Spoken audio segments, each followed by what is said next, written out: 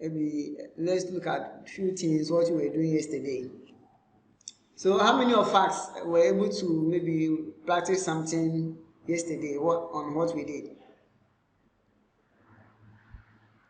So maybe let me see your hands, maybe if you did.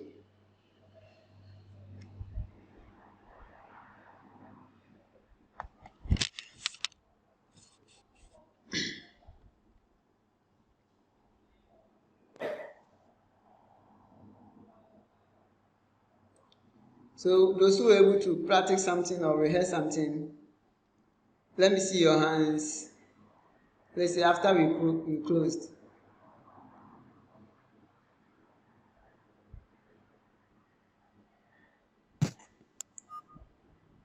Okay, I can see George, I can see Peter.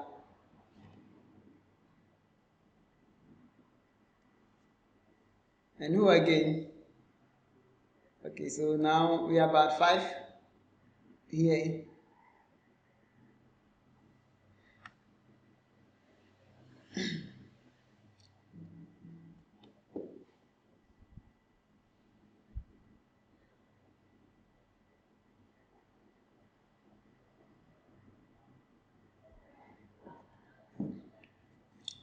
Okay, so let me share my screen.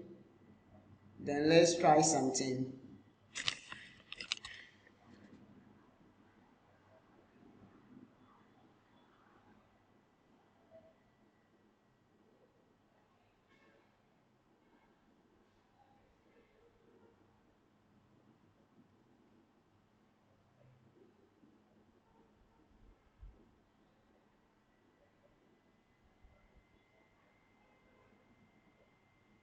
Okay, I hope you can see my screen now. So now, Justice, I said Justice, George, you were saying something about the VLOOKUP, that the values were appearing zeros. So maybe we can address that issues first, then we move forward to maybe another thing, before we move forward to another thing. So if you can share with us what you were trying to do, then we will try and do the same thing.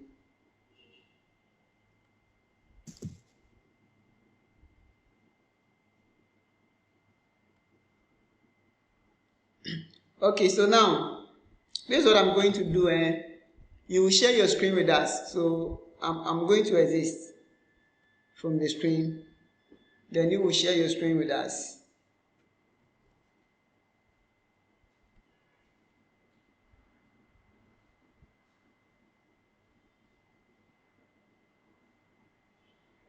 I hope you'll be able to share your screen with us. So share with us, then let's see what we can do.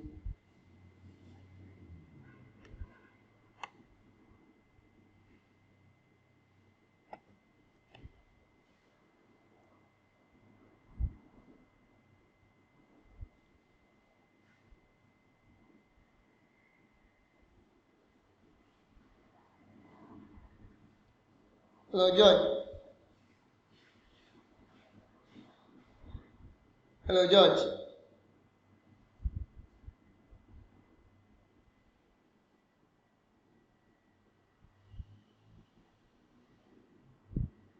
Hello, can you hear me? Yeah, I can hear you. Okay. So what I was saying is that, you see now, I made a disclosure yesterday that I was struggling with, switching between the PC and so what I'm doing now is that I've joined via my mobile phone. Okay. I tried doing that with. Okay. Unfortunately, So it means that the I'm unable. possibility to share your screen will be very difficult. Exactly, because I've joined Okay. here with my mobile phone, yeah, and I the work is understand. also on the PC. I understand.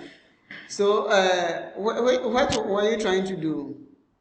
So that maybe we do the same thing. I think the whole process. I mean, I was just following up, trying to follow from scratch to whatever we did. So, like we Okay. did yesterday, yeah, the same procedure. I was trying to rehearse match up whatever we go to. Okay. So I don't know whether you quickly walk us through briefly so that if I miss something, probably I think I can support it once you are walking us through briefly. Okay, so I think yesterday we looked at about 4 Excel tools. So we look at the lookup functions, and with the lookup function we talk about the VLOOKUP, and we also talk about the index and match. Then we also look at the name range. So the name range the purpose of the name range is to help us make our formula clean and understandable. So that was the function of the name range. So I will start again. I will go through again. I will just glance through. I will take you through the VLOOKUP, the index and match, and the name range. Then today we'll be doing more of formula combinations, combining the if statement with the lookup functions to get the desired result that we need. So today you must be prepared and ready.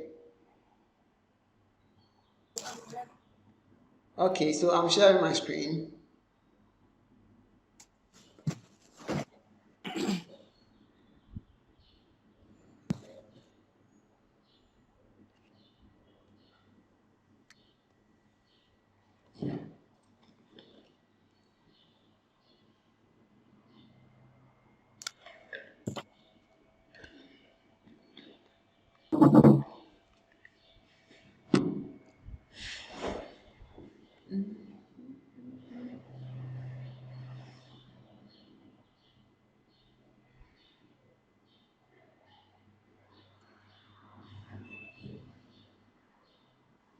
So before I continue on, what was the purpose of the lookup functions?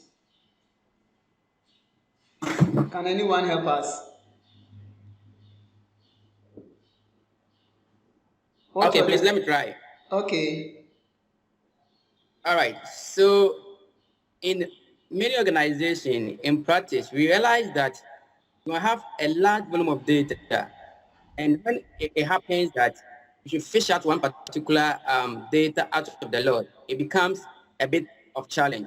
Using your natural eye, running through all of them. So with a lookup function, we're able to use this Excel function to, fish out that particular data you're looking for directly without going through that kind of difficulty if you should use our manual effort or skills to do that. So basically, it's about the use of the Excel function in retrieving data from a number of them. Thank you. Wow, that's excellent. That's excellent. So now once we understand the purpose of the lookup functions, then it means that we're able to use it correctly or for the right purpose. And it wouldn't be that maybe we are just using the formula without understanding what the formula does. So that's a good thing. So now, and yes, there are a number of lookup functions. We have the XLOOKUP. So the XLOOKUP can perform that one is a very good tool, and that one, if you know the XLOOKUP, you don't need to be using the index and match. But the problem is that the XLOOKUP is only found in Office 2021 and upwards. So 2021 and also Office 365. So if you don't have Office 365 or you don't have 2021, then it means that you cannot use the XLOOKUP. So that is why I want you all to understand the index and match, because most of the times you don't know where you may find yourself and where you may get some kind of information, and you don't know maybe what you want to, the data that you want to access, or maybe to face out the information from the lot. So when you know the index and match, you're able to do a lot with it. So I'm coming, let me see, I'm sure someone wants to join. So let me admit the person.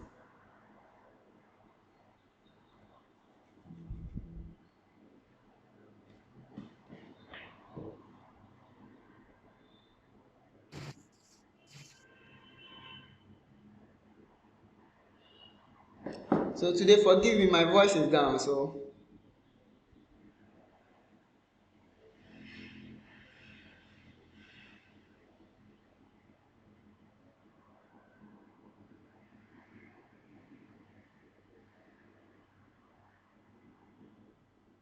Okay, so now,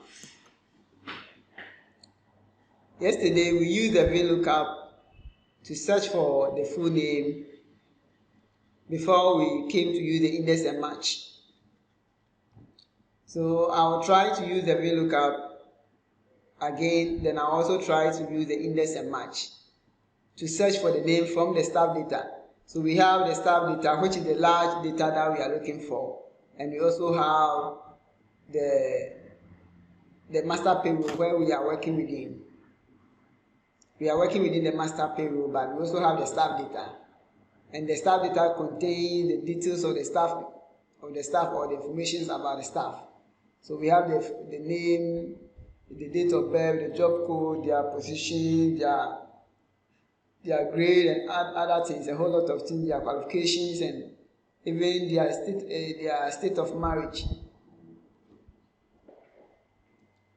So over here, the formula in here is index and match. So I'm coming to clean the formula and insert the lookup, the VLOOKUP. Do you also have challenge with the name range? Or with the name range, that one you are okay? Is anyone having a challenge with the name range? So if you have a challenge with the name range, let me see your hand. If you have a challenge with the name range, let me see your hand.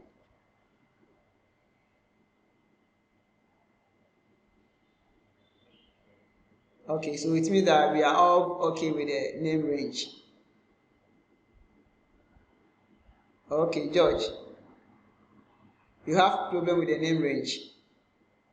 Yes, not necessarily a problem, but the point is to be able to appreciate it so that you understand and apply it carefully. I think a proper, you briefly touch on it, because sometimes it's not about doing it, to be able to apply it in the real world. Yeah. So basically that's the reason I'm also doing this training. So Okay. fine, with length of name, manually I can do that myself, but the point is I can appreciate the usefulness of it much. So I think getting the okay. appreciating the is what I'm looking for. Okay. So the name range, the purpose of the name range is to help us in referencing. So let's say for instance, you want to pick an information. So let me maybe explain further on the name range before I go to the lookup functions and any other thing. Okay. So let me open a news. Okay, let me just use somewhere here. Okay, so now, assuming I have this information, I am here, and I want to, so let's say for example, these are the tax rates. Maybe I have a tax rate of, so let's say this is tax rate.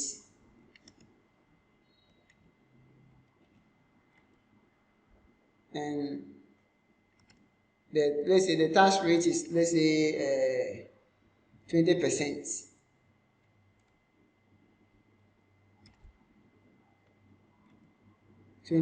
So I'm sure the space is black, so it's white. So let me turn it to black. Okay. So I have a tax rate of 20%. And this tax rate will be used in doing a lot of calculations. So I can input this tax rate in a formula. So like you store the cell. So the name range is used to store, let's say, the cell. So maybe this is, I am in this cell, which is cell C11. 11, yeah, that's correct. Yeah, so C11. So I want to store the information over here with a name. Yes. So that anytime maybe I am working somewhere, any cell, maybe I'm working on any sheet, so I can be on master payroll, I can be on inside structure, and maybe I'll need to use this rate to do any kind of multiplication over there or to multiply with any figure, then I can apply it over there. Are you getting it? Okay. So in that case, instead of maybe if I am working over here, maybe I want to multiply maybe the person's salary somewhere here with their tax rate. Maybe this is the basic salary, and maybe I want to calculate the tax over here. So maybe to calculate the tax, I need to multiply maybe the basic salary by the tax rate. So the tax rate, I need to come to the tax table and come and select this to multiply. Are you getting it? Okay. To get a tax rate. Okay. So, but if I have a name range in place, I don't have to come back to this place to come and select it to do the multiplication. I only have to just call it within the formulas. Okay. I only have to call it as a formula. So we have a lot of, so I will send you some videos. Like I have a free course. I'll be launching it very soon on Excel. So Excel Essentials. So that one is a free course. So that one I have talked a lot about the name range. So the name range and referencing, like a whole topic on its own. So I will share it with you. Then maybe you can go through one by one. There are a lot of ways of, let's say, defining a name range. So what all that I can do is that maybe I have to define this cell, which is C11. So I can do that by going to formulas. Then I'll go to define names. Then I'll give the name tax rate. So you see that I just already picked the name over here. So I'll give it a name tax rate. Then I am done. Okay. So it means that anytime I play my cell here, you see that now when you check the name box, you see that when I play that cell here, you see that the name box here is what? D11. I get it in the name box over there. But now when I play the cursor here, you see that is what? It's giving me tax rates. Are you seeing that? So it's no more C11, but it's now a tax rate. So now, if I come to the master payroll and maybe I'm calculating the salary, I want to calculate say, the tax. I'll just multiply this, then I'll type it, multiply by the tax rate. So you see that it is in the formula now. Are you getting it? Okay. So now when I enter, you see that I'm getting it. I'm getting the results now. So now if I come back here and maybe I change the rate to let's say 10%, it will take effect here already. Okay. Are you getting it? So that is the main purpose of the name range. So it is used to store information which can be used later on. So you store the information within the cell, then you use the information later. So let's say for instance,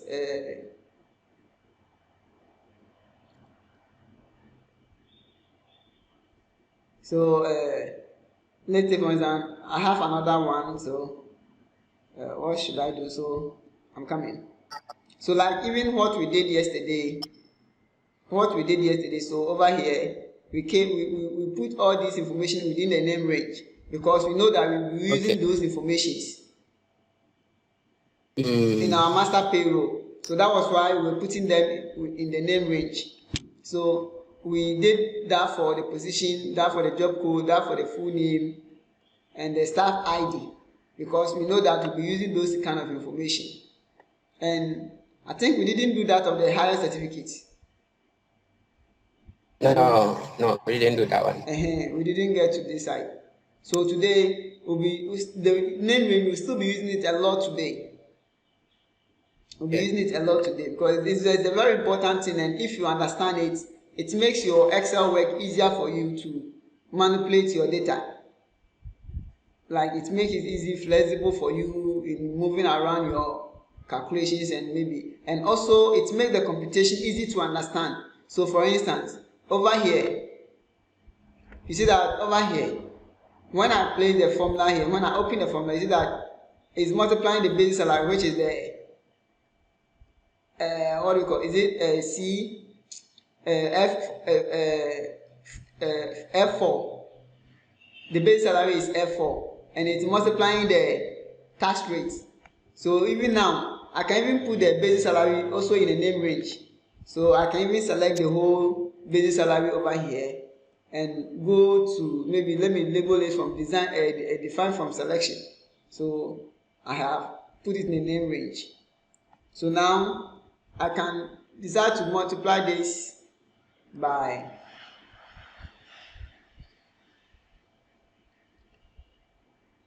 so maybe I can just select basic salary. You see, I can just type basic salary multiply by the tax rate. You get it now? Okay. And press enter. You see that it's working.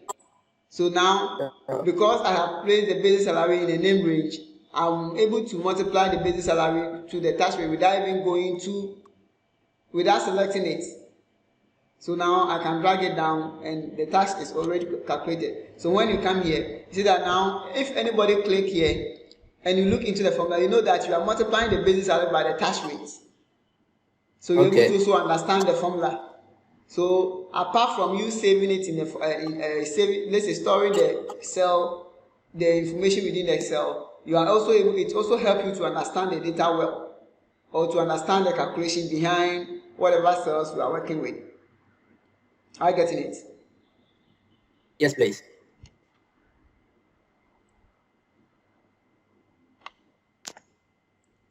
So I hope now you are okay with the name range now, and you understand the concept now. You understand the concept of the name range. Understood. Okay.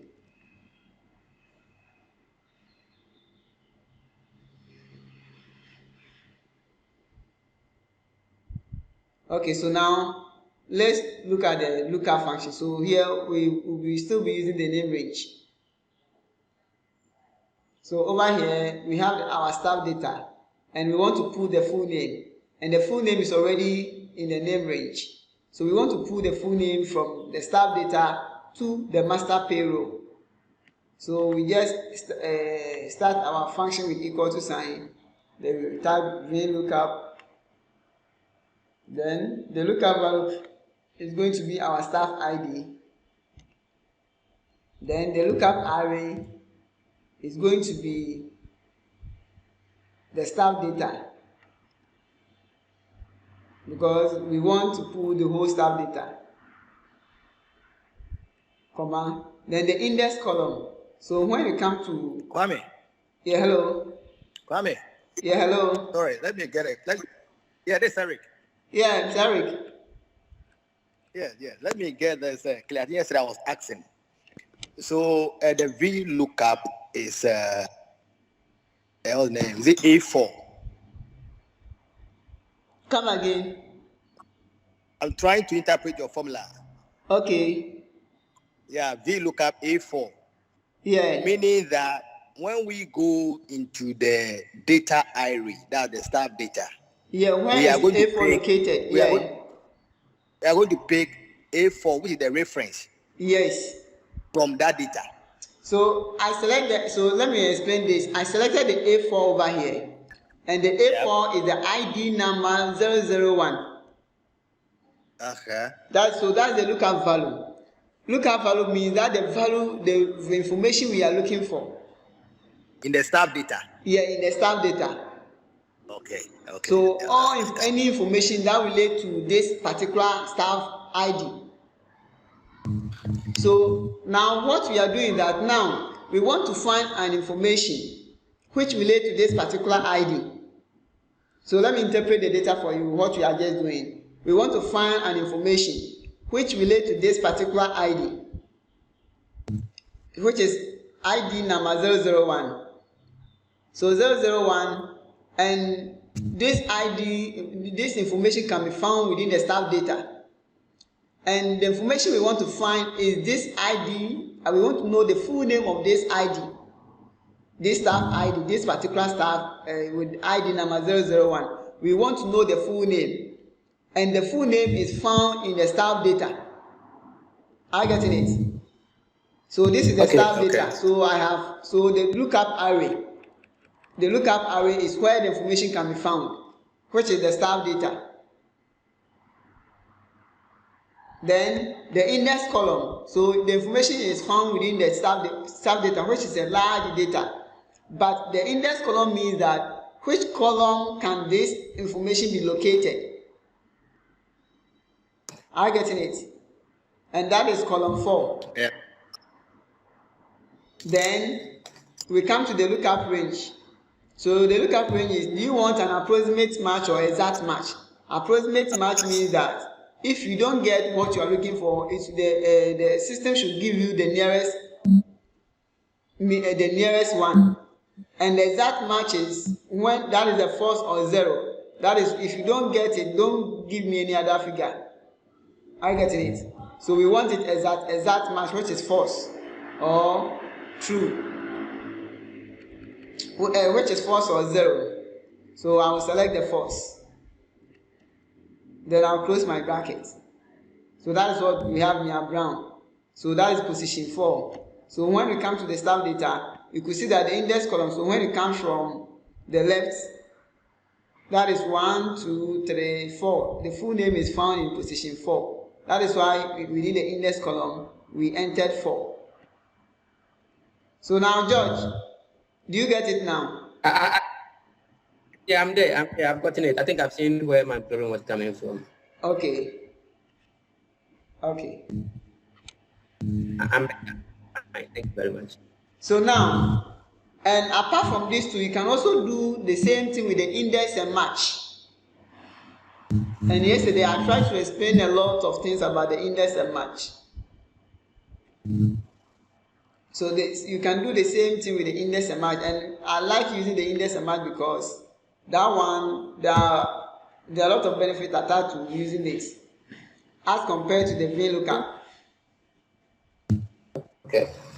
So that one too, we type index. So the index is what you select the column where the information can be found. I'm getting it. So with the index, it will give you an array, and the array is the column where the information can be found, and the column where the information that pertains to this particular ID 001 can be found is the full name. So I will just type the full name because I have it in my name range, comma. Then I will start my match function. So the match function determines the position of the information, because now we are saying that this particular ID, the full name, can this ID 001, the full name can be the information within the staff data can be found at the column at the full name column. But at the full name column, which cell position is it located? Are you getting it? So that is when we bring these ones in. So we will say that now we want a full name. We want to know the full name, but go and locate this ID, which is 001, within that particular column, which is called the full name. Then we are looking for the information within that column that pertains to the staff data, which is the staff ID. So we will use the lookup array here as the staff ID, comma, then we want it exact match. So I'll close my formula. So now we get our Mia Brown. Are you okay, or I should go over again? Yes, please, can I take it again? Okay.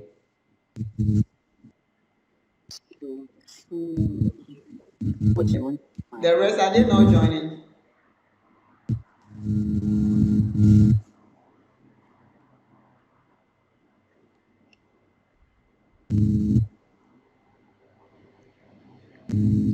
So we start with our index and match. And the array is the column where the full name can be found. Like the information we want it to appear over here, or what we want to see. That is the full name. Are you getting it? Okay. So we will select the entire column of that column of the full name, and that column has been stored in a name range called full name. Okay. So we just enter the full name. But the full name, what are we matching it against? Because we know that all the whole of that column is known as full name. And there are a lot of names within that column. So which particular name are we looking for? Are you getting it? So that is why we match it up with the match function. We match it up with the match function. So we will start our match function. And we will say that we want that full name, which we want a full name which relate to this ID number. So that ID number, that's the lookup function, the lookup value. Okay. And there's also another column. So this ID is also a column which is, and let me explain this. So in Excel, the whole of this is a record. Like every row is a record. Are you getting it? Every row is a record. So all this is a record that pertains to one particular party. And these are, and the column is, the whole column is an information which pertains to like the whole, let's say institution or the whole organization or the whole group that has been selected. Are you getting it? So when you select the entire column of a full name, that is the full name of the whole people on our payroll. But when we select a particular row, this row relates to one particular person. So that is a record. So now we have our staff ID. So this staff ID, when I select this column, that's the entire staff IDs we have within the organizations. Within the organization. So now over here, I am looking for. So let me start the function again. So I am looking for the full name. So that's why I use the index function. Then I am looking for the full name of a particular party. Are you getting it? Then I will start my match function. So the match function will determine what ID number is the person. So that is what I will select, that I'm looking for information that pertains to which the ID number is 001. Okay. But I cannot just select this ID number and my answer will come, because this ID number, where can it be found? It can be found in the staff ID, which can also be found within the full name, like is part of a record within the full name. Are you getting it? Okay. So I will select my staff ID, because the staff ID is what can be found. Let's say this ID can be found within the staff ID. Then I will say that I'm looking for the exact thing, not something similar, but I want it as it is. So I will use a 0. That's the match type. That one will be 0. Then I'll just press my enter. Then my brown will be there.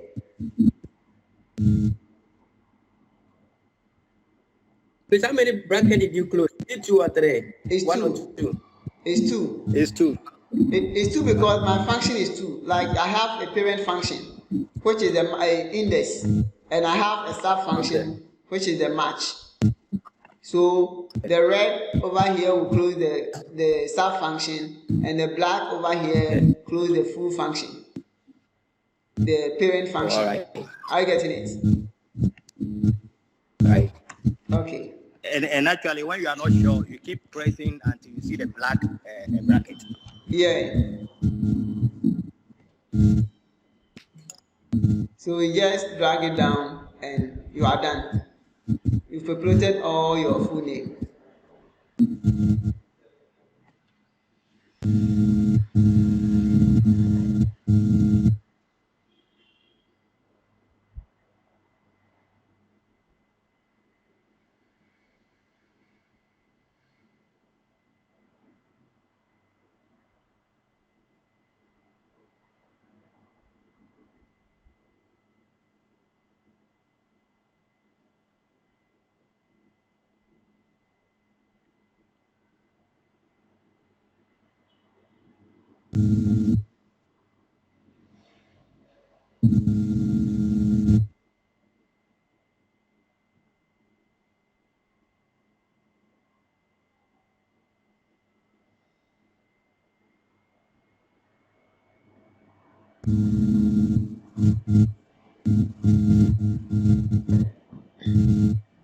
Okay, so now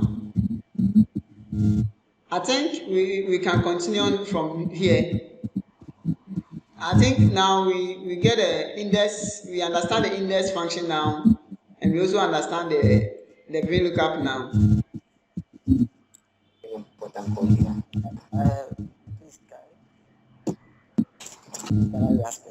Are we okay? So that we can start with today's work. And we'll be using it a lot. Yeah, We'll maybe, be using them a lot, so definitely yes, you will get it. You'll be using yes. Before maybe you start today's work, yesterday I was not able to. Yeah, I'm listening. Explaining about two Mr. Harris.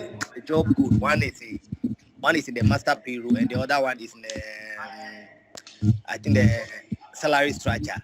Because my basic salary, the first one, I'm getting something different, and the gentleman was trying to explain, but I couldn't get it. Yeah. Yes, my first figure, you got 7,200, I think.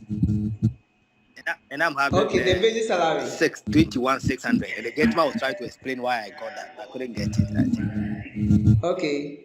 Either I use.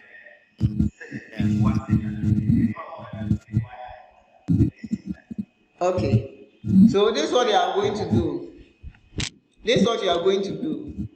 Go to your formulas and go to the name manager and delete the two job code that you created. Are you getting it? I say I should delete them. I should delete them.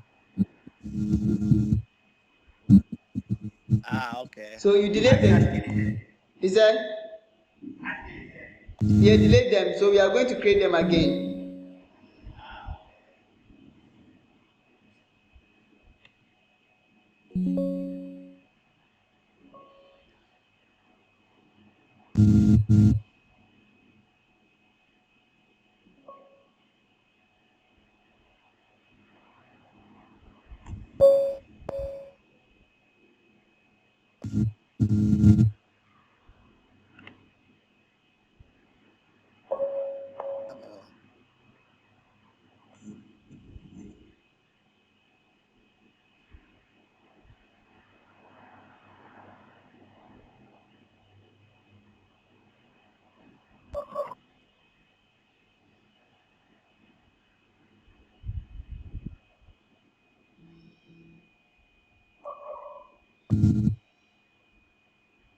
I'm coming.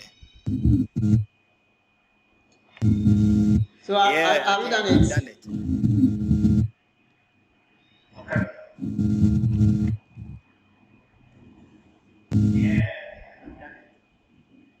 Okay.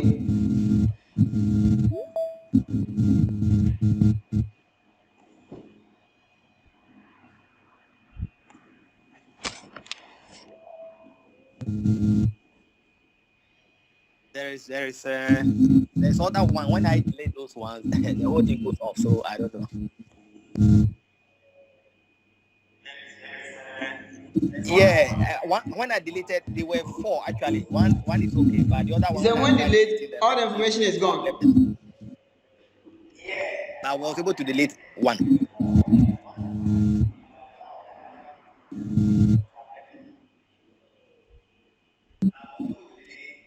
Oh, okay. But when you delete, the information will disappear though. Yeah, you can see my information has disappeared. Can you see it? So don't avoid it. You can continue. So we should delete all the 4 that we are seeing there. Yeah, there are 4. We have 2 in capital letters and then 2 in small. Is it 4? Lowercase. It's 2 or 4? That's correct. I deleted the 2 in lowercase, upper cases. That's the ones we use. Oh really? Okay. The ones we created that one with the upper case. Okay. Okay, so maybe you can We should delete all of them. Then you can delete them all because we are not using. Okay. Yeah, because we need only 2 of them.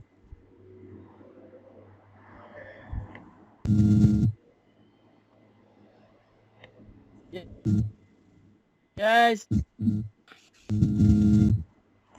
Okay, they are deleted now.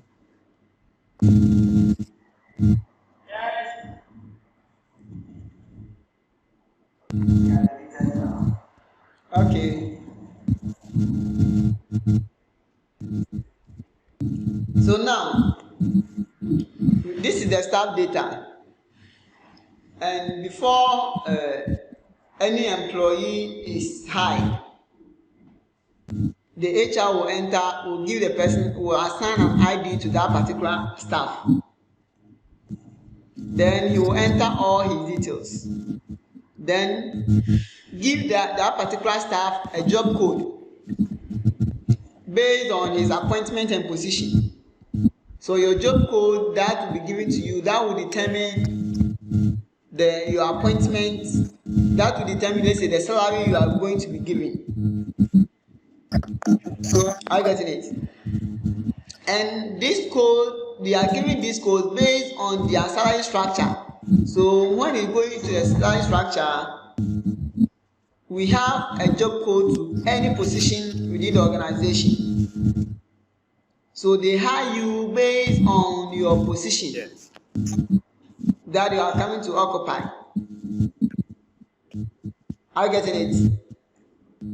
So they hire you based on your position. So maybe if they hire you as the head of finance, then you are going to get a job code of 003. And with that, your grade will be J17 and your band will be HOD3. So that means that's the head of department. Are you getting it? Then maybe they have a minimum salary that can be given to a position like the finance manager or the head of finance.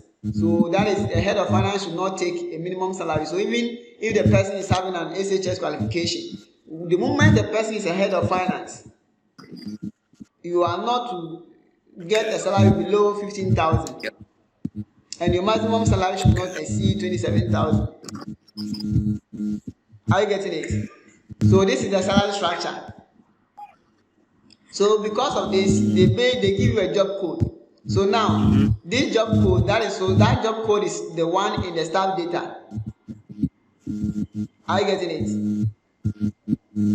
Then, so this job code is assigned, the job code in the salary structure is assigned to the salary that the position can obtain. So if you're a managing director, job code 001, then your minimum salary should be 21,600. Are you getting it? If you're a deputy managing director, your minimum salary should be 16,200.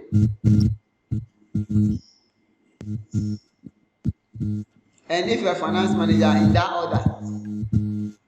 So that is why we have this job code. So this job code is pertaining to the positions and the salaries that the person is getting. So are you getting it? So the job code within the salary structure pertains to the positions and the minimum salary the person is getting. So the job code in the salary structure, if we store this job code in our name range, then we are using that job code in the salary structure to pull out the minimum salary. Are you getting it? So we're using that job code in the salary structure to pull the minimum salary. Then when we come to the staff data over here, so this job code will be used to pull information maybe that pertains to the position or the qualification of the person or any other thing within the staff data. Are you getting it? So now let's store the job code over here. So we are coming to put this in a name range. We are coming to store it in a name range. So let's use the define name to store it. And please note this: if we are using the define name, make sure you don't select the heading. Okay. But you only select the heading, include the heading when you are creating from selection. Are you getting it? You only include the heading when you are creating from selection. But if we want to put our name there, we only select the range where the data starts. So I don't have to include a heading because I'm going to give it a name myself. So I will select the whole thing excluding the headings. Then I will go to formulas. Then I will come to define names. So now I can say that this one is job code.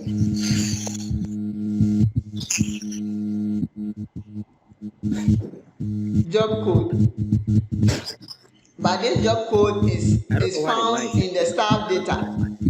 I get it. SD. Oh, okay. SD means staff data. Yeah, I think so. From my side.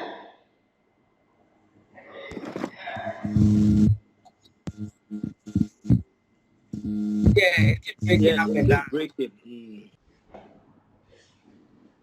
Because now if the purpose of the class is to, let's say, to understand how to put your Excel knowledge together, I getting it, to build a model, and we are trying to model a payroll. So it means that most of you, like you, I'll very soon I'll be. I have started some course, an Excel master class online. So maybe you can visit the website. Maybe you can start with the basics. That one is free. Then we have the intermediate and the advanced.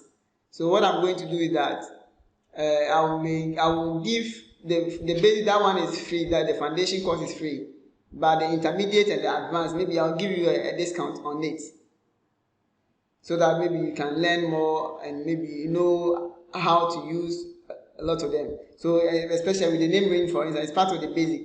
That one I have a lot of. I have explain it further, how to use it, and the purpose of it is all there. So you can go there and also study it. I'll be launching it soon. I've not launched it though, but I'll be launching it soon, and I'll share the link with you all so that you can just go and rehearse it. So today we need to be able to build our master payroll. So the purpose for today is to be able to populate the whole of this salary and able to link it with the salary structure and our tax table. And also maybe we might not be able to come to the staff loans.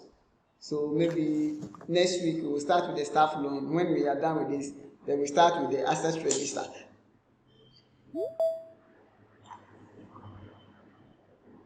So let's continue.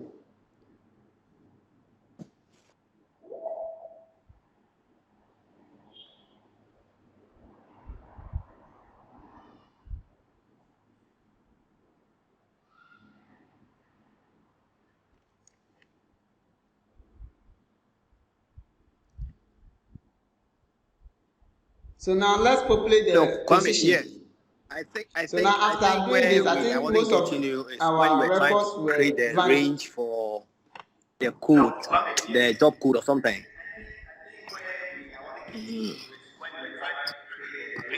No. Okay. Yes. So now you've gotten it. No. Oh, okay. Okay. When I was doing it, you were not hearing me, eh? Yes. Oh, okay. Okay, so let me do it again. Let me just a quick one.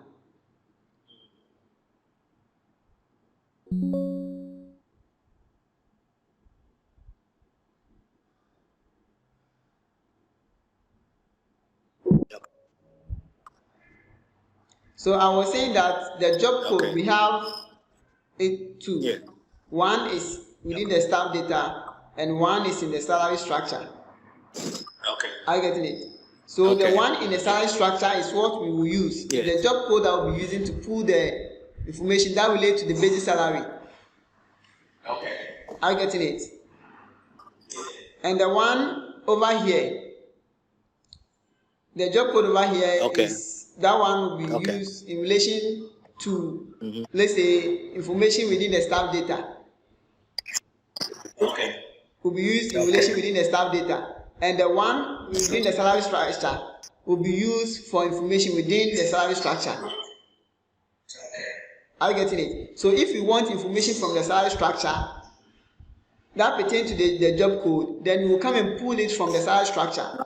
And if you want information from the staff data that relates to the job code, then we'll come and use the one within the staff data. Are you getting it? Okay. So that's the main purpose of the two job code. So they do different things because of where they are located.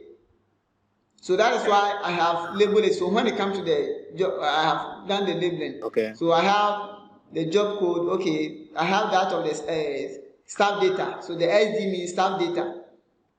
So I'm now coming to create the one in the salary structure. So I'm coming to create this one. So I'll go to formless. I'll highlight it, go to formless, go to define name. Then I'll label it job code.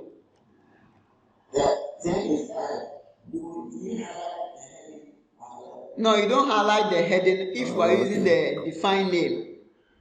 So this one I didn't highlight the heading. Name. We have to use we have to select the heading, right? This one I didn't highlight the heading because I'm using the define name.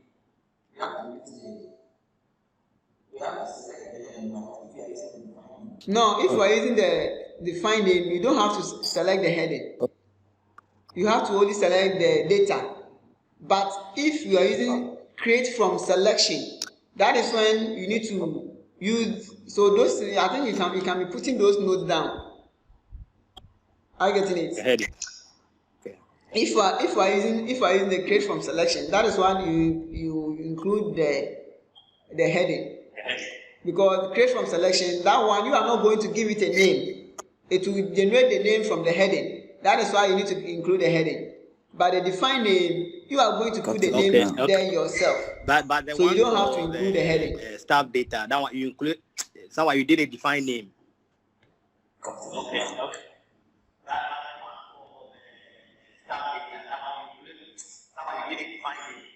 Yeah, I did. I used the define name, so I didn't include the heading. And this one too, I'm using the define name, so I didn't include the heading. So that is why I have labeled the job code. Then I have attached SS, meaning that it is found in the salary structure. Are you getting it? To differentiate between the two job codes.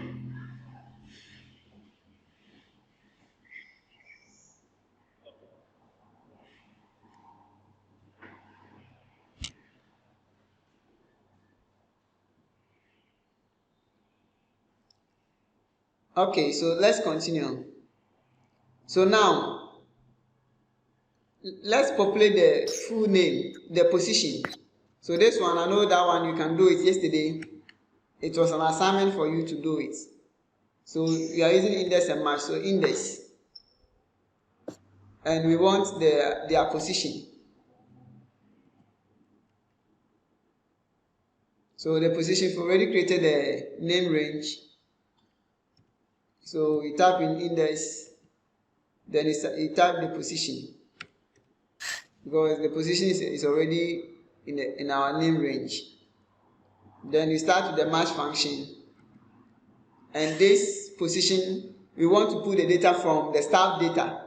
So we will use the staff ID to pull the data. So we select the staff ID, and this pertains to the staff ID, comma, then I'll enter my 0 to close it.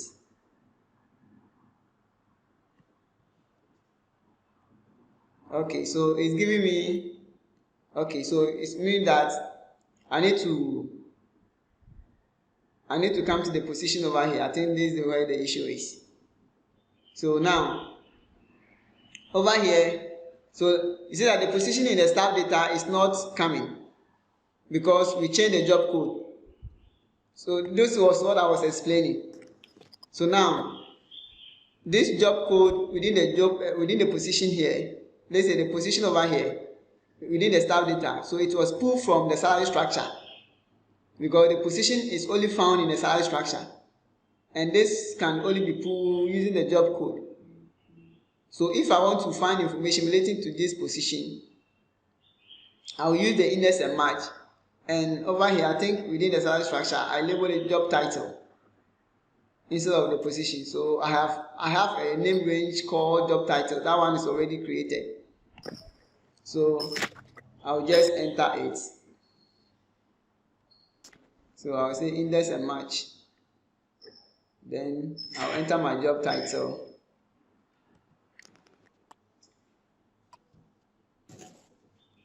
Then I'll start my match function.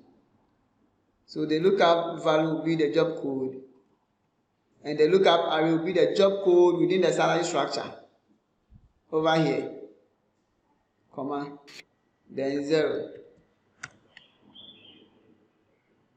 So now it is done. And when I come to this side, the position will be there.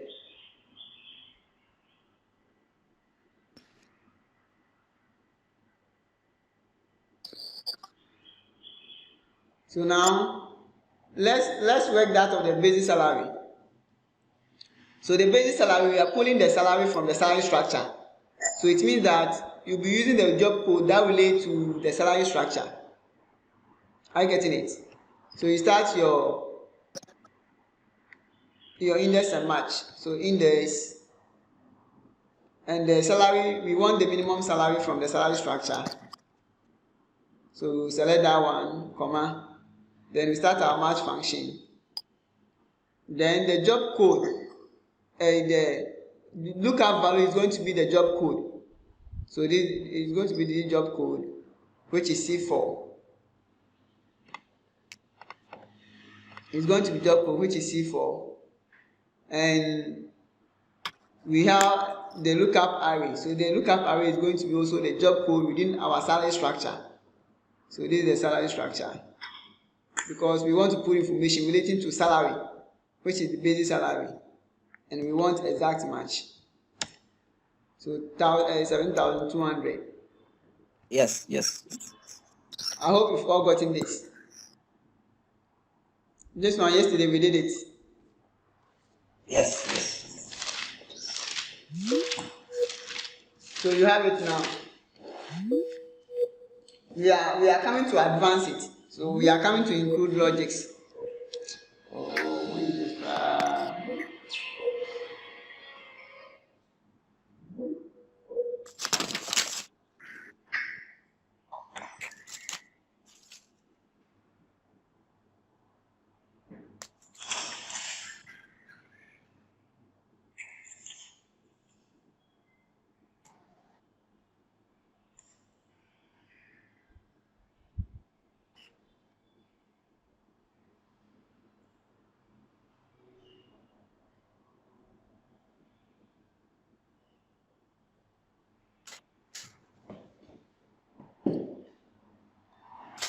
Okay, sorry. So have you all gotten this?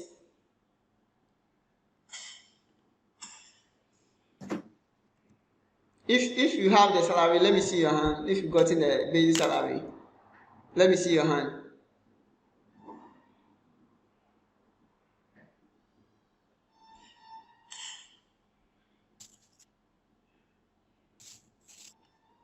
If we're able to get a basic salary, I want to see your hand. Okay, Simon is done. Who again?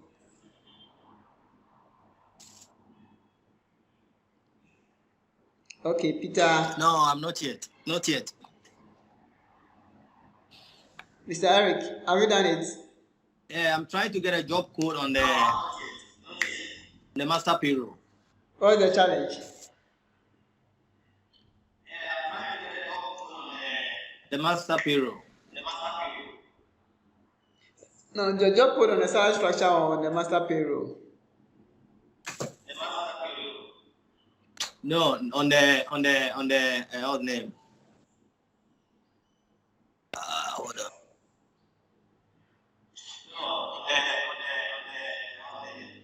Yeah, on the master payroll. We have two job codes, one on the staff data and one on the salary structure. Yes.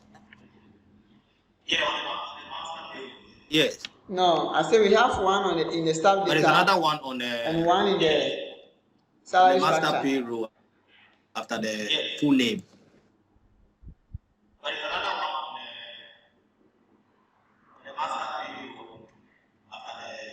Absolutely, yes. Okay, that one All right, will be all right. for the lookup value. Absolutely, yes. All right.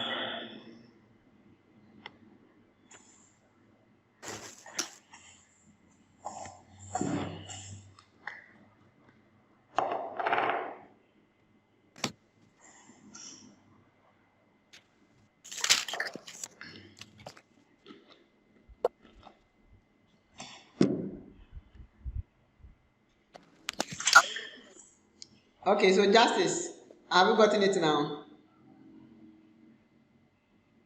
Have you gotten your basic salary? Justice, Edinam, George. Are you able to do it? Steve. Okay. And Edinam, are you able to do it?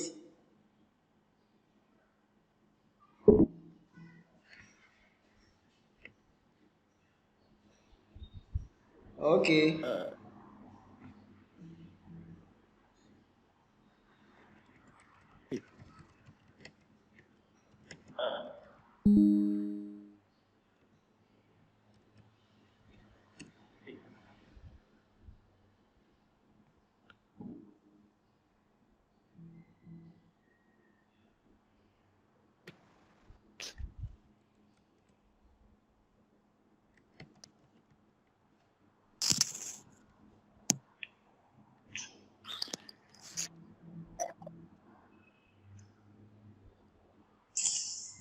Okay, so now some are saying that they are lost at the job code side. So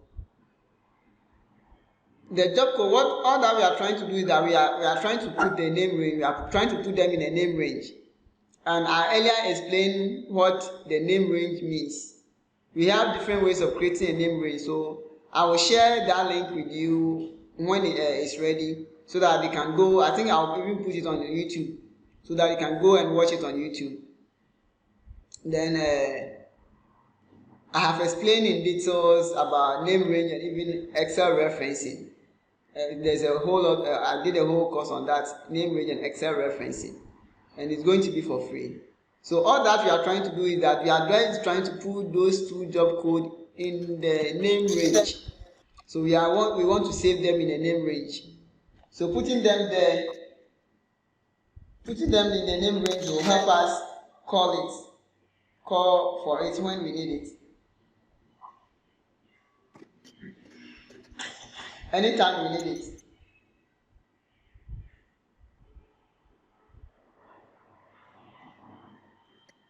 I'm coming on.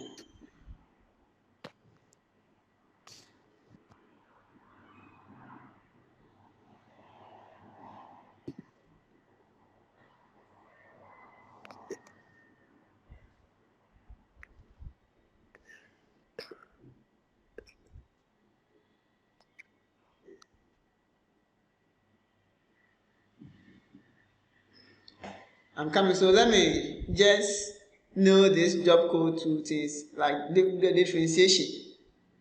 Let me explain, go over again so that you all get it clear. So we see that we have two data over here. We have the staff data, and this is separate from the salary structure. Are you getting it? So the job code within the staff data, within the salary structure, is the main job code. Let's say this is the primary job code. That is the primary job code. The job code within the salary structure is the primary job code. And any other code, any other job code we can see in any data is reference to this job code, which is the one in the salary structure, or maybe we call it from the salary structure. So now this staff data is, let's say, is being put together by the HR. So the HR has employed someone. So once they employ someone, they will assign a staff ID to the person. They will enter the first name, the last name, and the full name. And they will also assign a job code to the party. So then when they assign a job code, the job code will define the person's role. So maybe if they give the person a job code of, let's say, 11, job code 11, you see that the person is now an accountant instead of internal auditor. But when they give you maybe a 12, you are now an internal auditor. If they give the person maybe 13, the person is an area manager. Are you getting it? So the job code defines the person's role or the position of the person. The position of the person. So the HR will assign the job code to the person. So now this job code over here, we only need it for maybe to do something, or let's say to call for data from, to call for the position over here.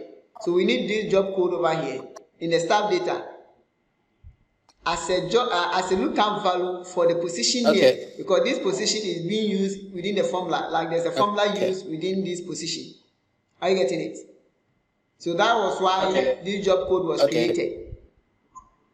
So now let your concentration be on the job code in the salary structure. So that is why I want you to label this job code differently from the one in the staff data. Are you getting it? So now this staff, the job code in the salary structure, that is what we are going to use it to call for the basic salary within the salary structure. So that is why when we were using the master payroll, when we were calculating the basic salary, we use the job code from the salary structure. So let's say when I open this formula, you see that I have job code SS. SS means salary structure. Are you getting it? So that's the only difference.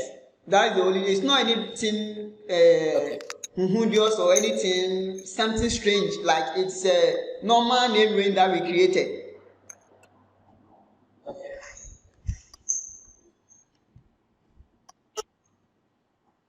So now what you are going to do today, that is what I want you to focus. And today, like, I want you to have a clear mind. Like, don't let this name range thing, like, let's say, take your focus from what you're doing today.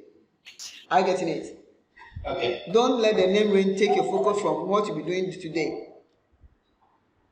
The name range has its own concept, and the concept is to save the data and be able to use it when we need it, able to call for it when we need it.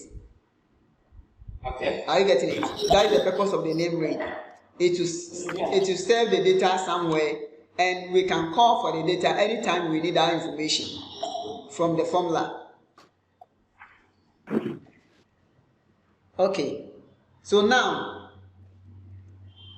let's open to the payroll problem that I gave to you, and let's highlight some information over there, some rules over there before we continue.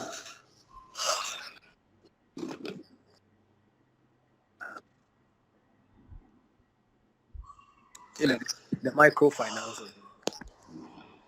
Which of them you? We can't hear you. I think, let me check.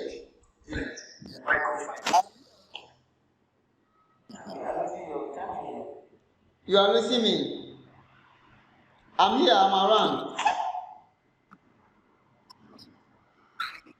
So let's go to the payroll problem. Open the web file, there's a web file I shared. Oh, Charlie. Oh, Mama. I shared a web file with you. Payroll business problem project work. Yeah. Do you remember? Go to your WhatsApp line. Go to your WhatsApp. Go to your WhatsApp. So I'm coming to share my own on the screen.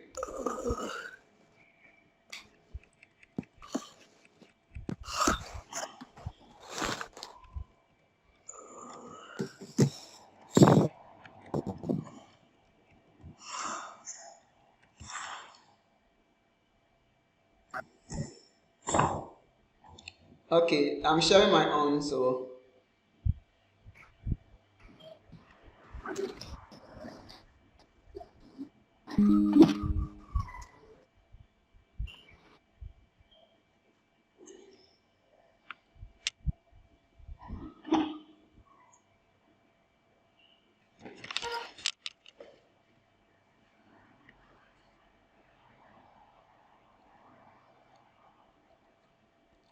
please, I hope you can all hear me. Someone is saying he can't hear me. Can you hear me? Yeah, we can hear you. Hello? If you can hear me, let me see your hand because somebody. Yes. Okay. And can you see my screen? I have shared my screen for the payroll problem that I want you to take a look at. So now what we are going to look at is the basic salary. Okay. Not yet.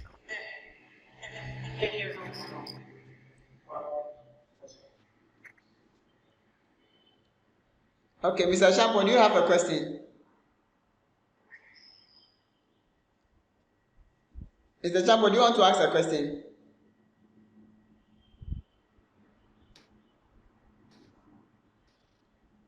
Okay. So now we have a problem, and what we are going to do is that the basic salary of the staff, of each staff, depends on the person's qualification. Depends on the person's qualification. So now, according to the payroll policies, please, are you hearing? Are you listening?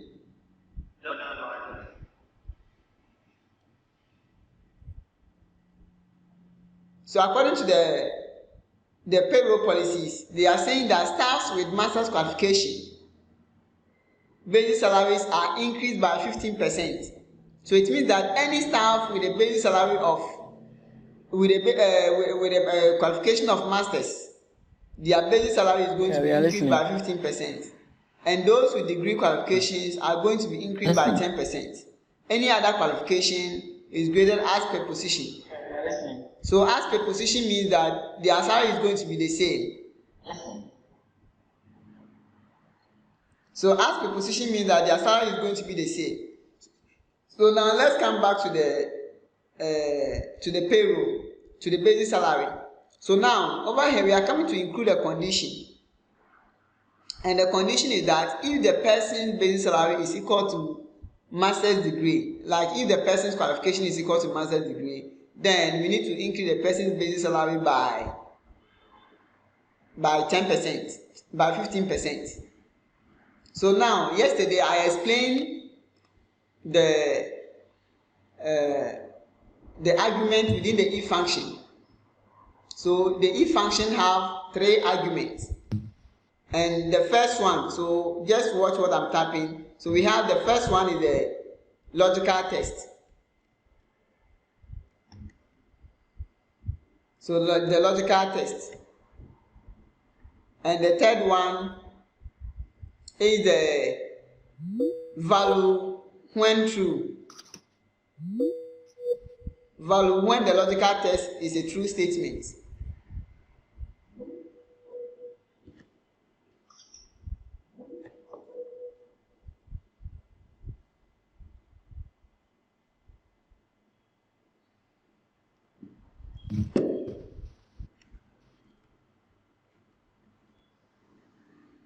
So value when the logical test is a true. Then the last one is value when it is false. When the logical test is a false statement. Hello.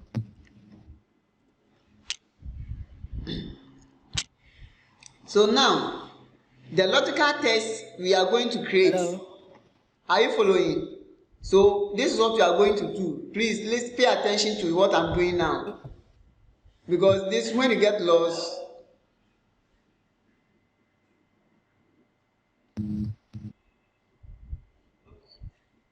please, is any having a challenge in hearing me?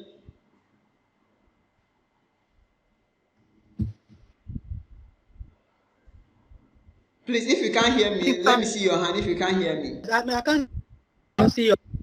You can hear. If you can't hear me, let me see your hand. Because I am seeing someone calling hello, hello.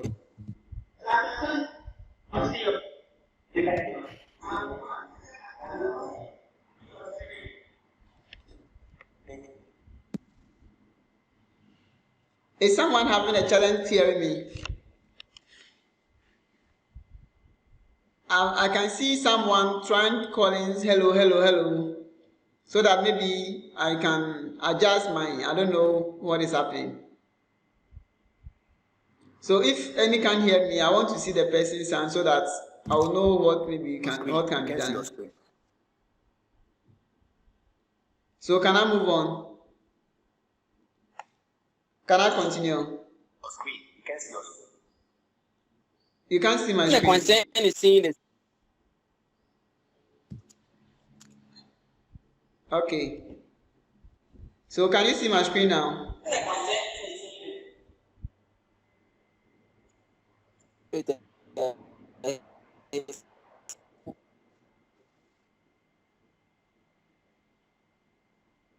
Yeah, Simon say Simon.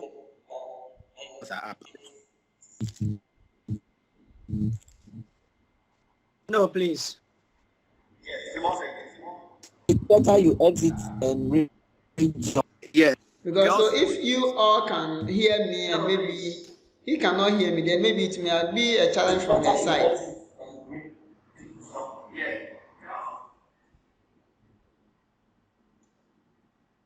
Okay, so please, let's pay attention to what I'm about to teach now.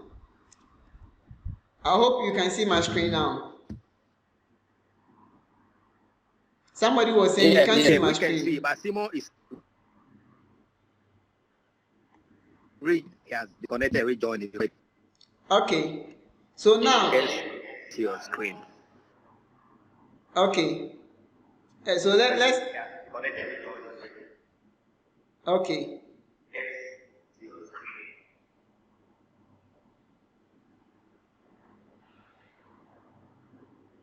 I think he's on board now, so maybe you can share your screen.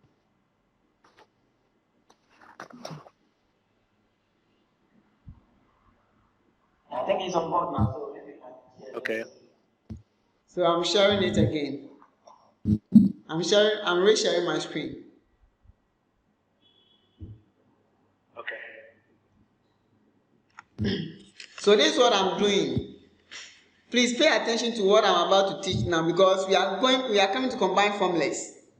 And I want you to have a critical look at whatever I'm coming to do. Are you getting it? We are coming to combine formulas. So we are coming to combine the lookup functions with the if statement, with the if function. And we are going to, let's say, the if function is going to be the parent function, whereby the lookup function is going to be the sub functions within the parent functions. Are you getting it? So now, within the lookup function, within the if statement, we have 3 arguments. So the first argument is the logical test. So that is the condition that you will state. And if that condition is true, it will give you a value of this. And if the condition is false, it will give you a value of this. So now, the first condition we are going to create is that we are going to ask whether this person, who is the internal auditor, let's say the first person, this is the internal auditor over here, which is Mia Brown. We are going to check whether this person is having a master's qualification or not. And if he's having a master's qualification, then his salary is going to be increased by 15%. And if not, then it will remain the same. Are you getting it? So we are going to create the first conditional statement. So in order not to confuse you, this is what I'm going to do. So the logical test is that we are going to use VLOOKUP to look for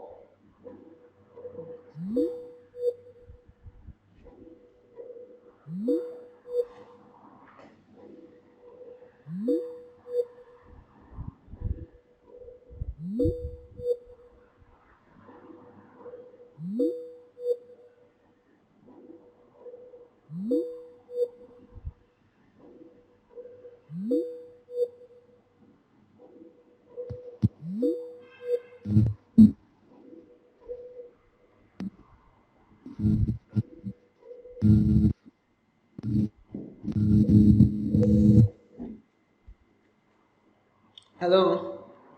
I think the network went off. Okay. So the first statement we are going to use that we are going to use the lookup information. We are going to use the index and match or any of them, any of the lookup. We can use VLOOKUP or index and match. But I want you to stick to the index and match. So I'll be using the index and match. So these are going to be the logical test. So it's going to be index. It's going to be index. And we are looking for the highest qualification.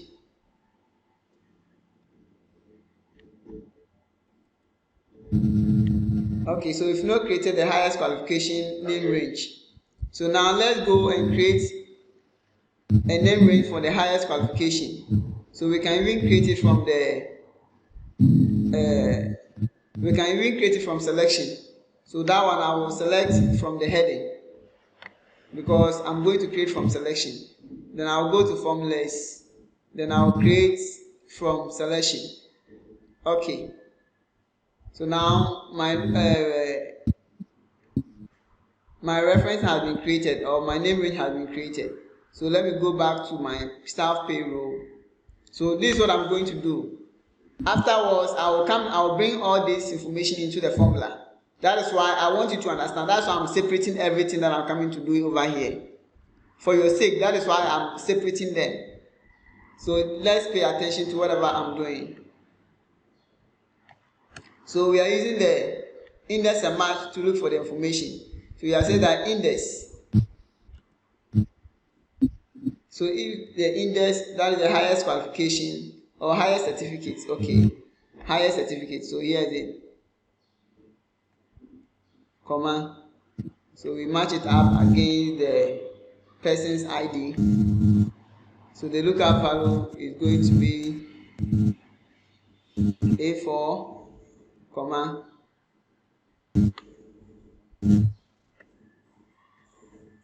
Then we have our staff ID.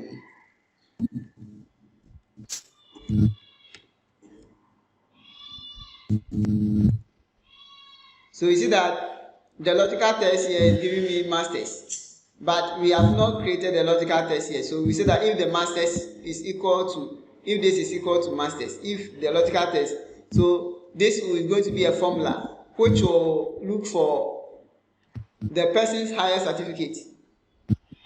So this formula is going to search for the higher certificate before we even put it into a test, a logical test. So then value if true. So if the value is true, then we will take the basic salary. So it's going to be if the value is true. So here, so let me state the function over here. So this is what you are going to do. So you are going to say that if the higher certificate. So we say that if the higher certificate. So let's say highest set is equal to masters. Are you getting it? Then value if true. So if it is true, if the value is true, then we are going to put in here. We are going to put in here the basic salary, which is this one. Then we will multiply this basic salary by 1.15. Then if it is false, then we will state a new function, or we will put the same salary over there. If it is false, we will put the same salary over there. Are you getting it?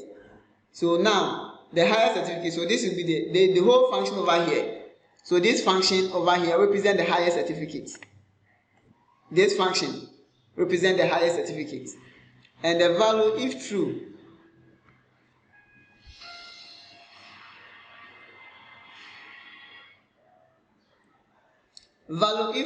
is going to, we are going to put this function over there when the value is true.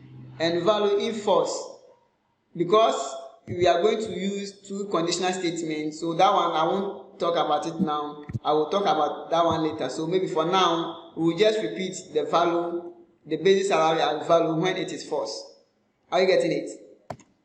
So now we will come here. So this is the basic salary. Your line is still breaking up.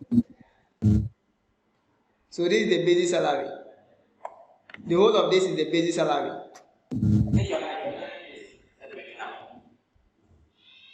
Is it okay now? I think somebody called me, that was why. Is it okay now?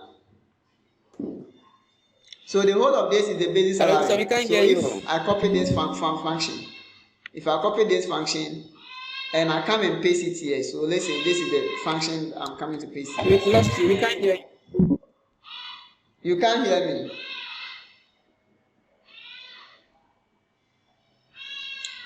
We've lost you, we can't hear you.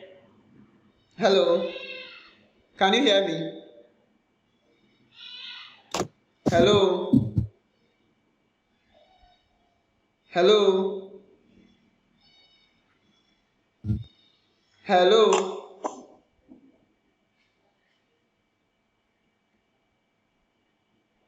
Hello?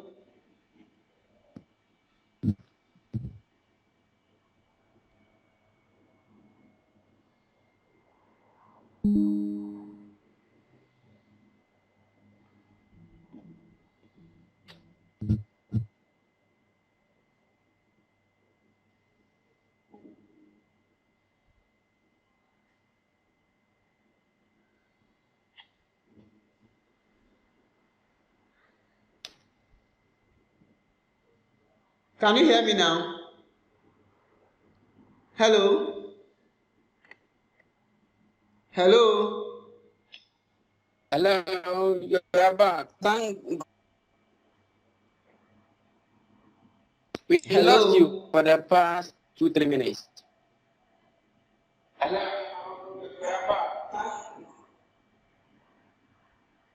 we're not hearing you for the past 3 But it's okay now. minutes. Yeah, it's okay now.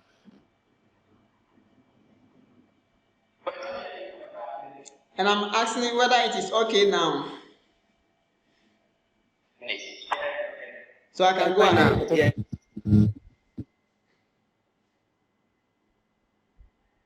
Bye.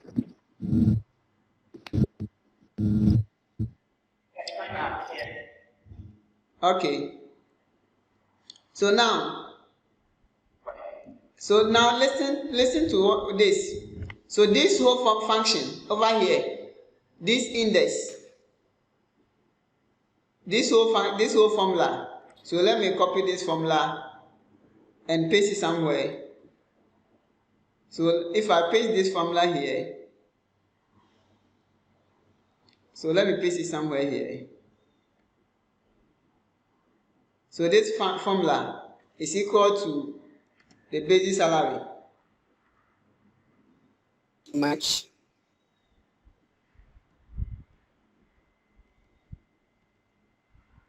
Is equal to the basic salary. Match. This whole function over here is equal to the basic salary.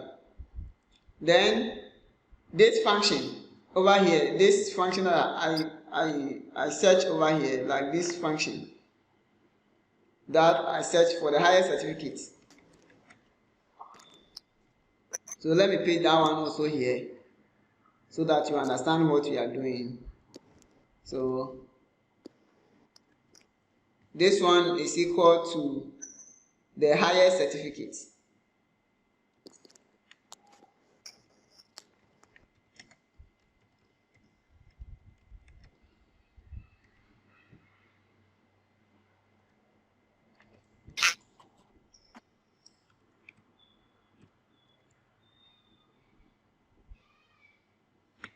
So these are the two formulas we are going to input. We are going to combine these together. Okay. So now, are you seeing these formulas? So the first one, the first function is the basic salary. So that is what is in here already. And the second one, the second function, this one, this formula, is equal to the higher certificate. So we are going to input the condition that the condition you are going to say that we are going to state the condition that we say that if the higher certificate, so if highest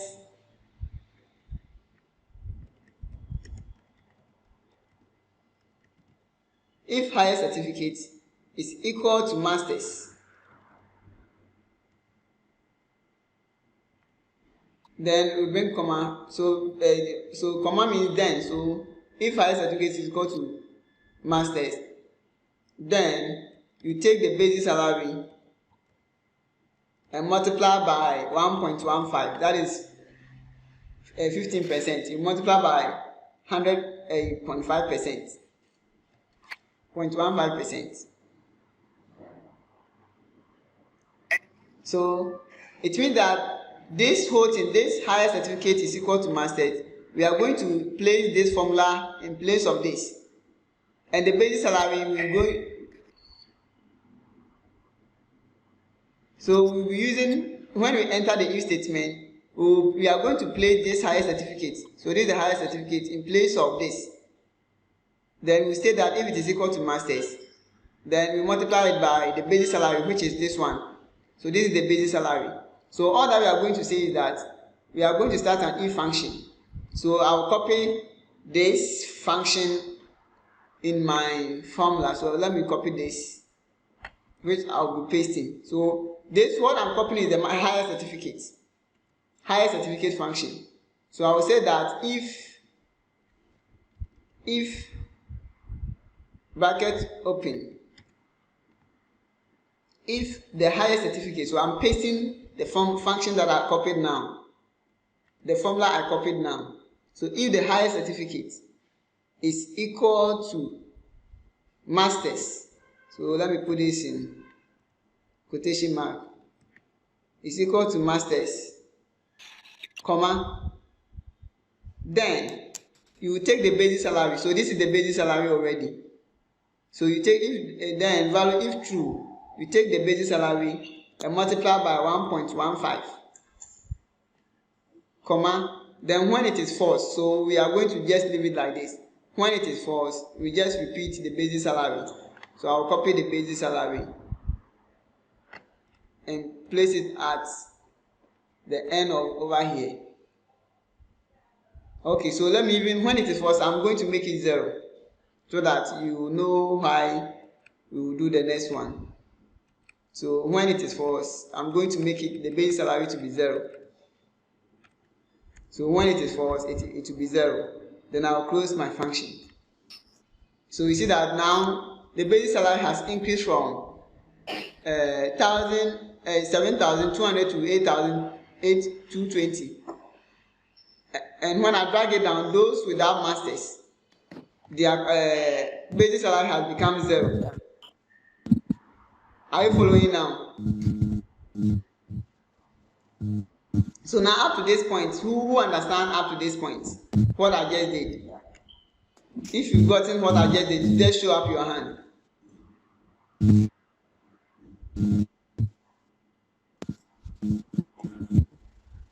If you've gotten what I just did, show up your hand. I want to see your hand if you have gotten what I just did.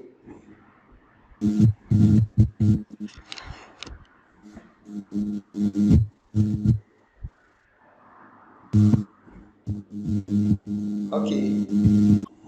So I see Peter's hand. Then who again? Mr. Champon. You are not getting it.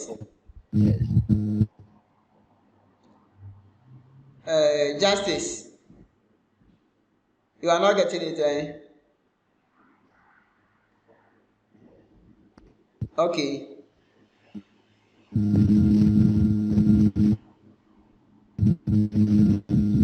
So now, just wait for me, I'm coming. Let me illustrate something for you on the board.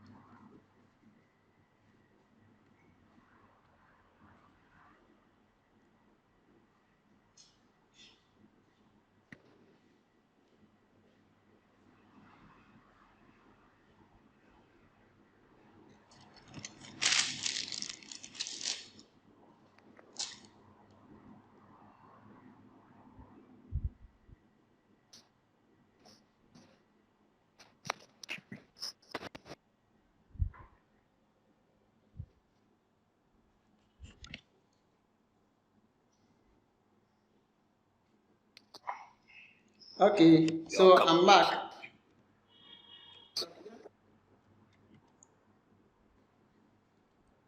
So I just want to use the computer pen to be writing, so that I'm going to, let's say, explain few things with you. I think you are getting the logic that you are not getting the creation. How I'm creating the logical statements. So I want to break it down, even though I broke it down further, but you were still not getting it. Yeah, I can. So I want to break it further down for your consumption or for your understanding. Yeah. Come again.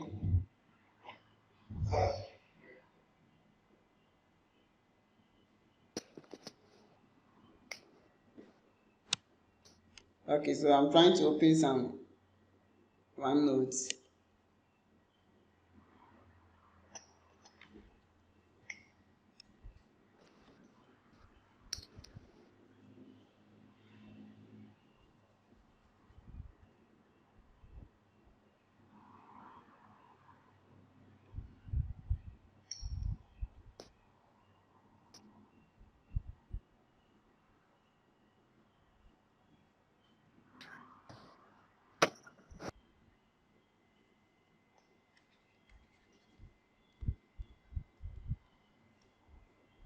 Okay.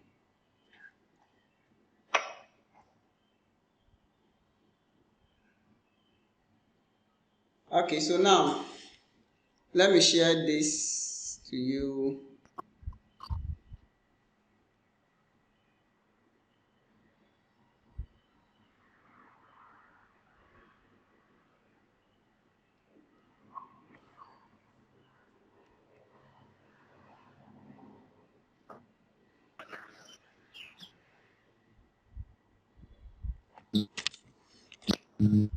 So I hope you can all see my white screen now. Can you all see my white screen?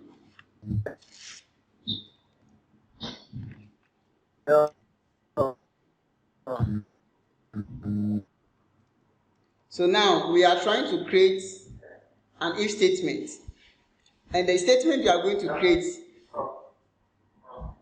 states that it's going to be an if statement, and it goes like this. We say that if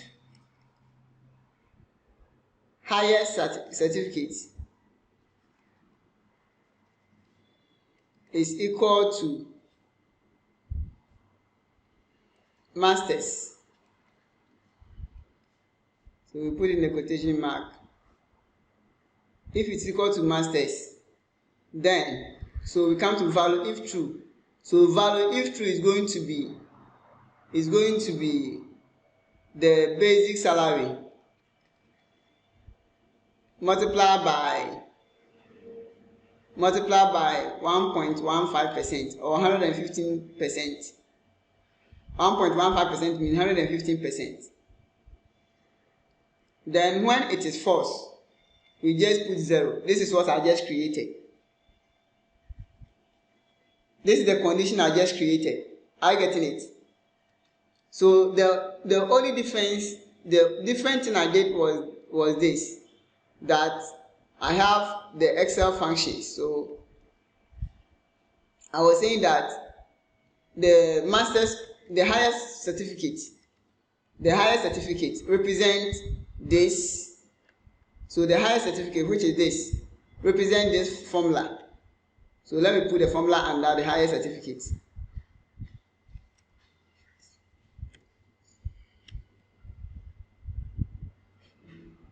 So the highest certificate represents this formula.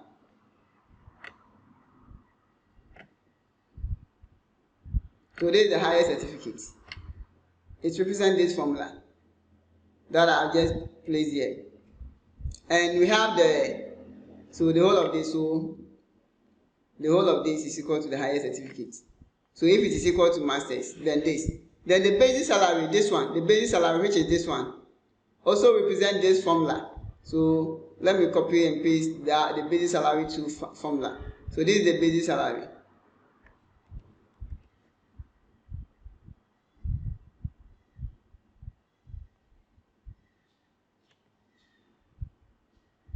So this is the basic salary. So it means that instead of writing basic salary, we just multiply the basic salary over here with the formula here. And here, instead of typing highest certificate, we just use this formula and multiply it by and equate it back to masters. So it means that this whole formula is going to be equal to this if this formula is equal to masters. Is equal to masters.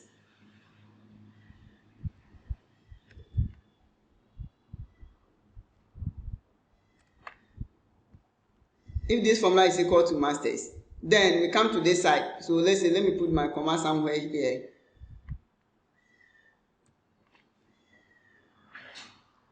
Can you hear me?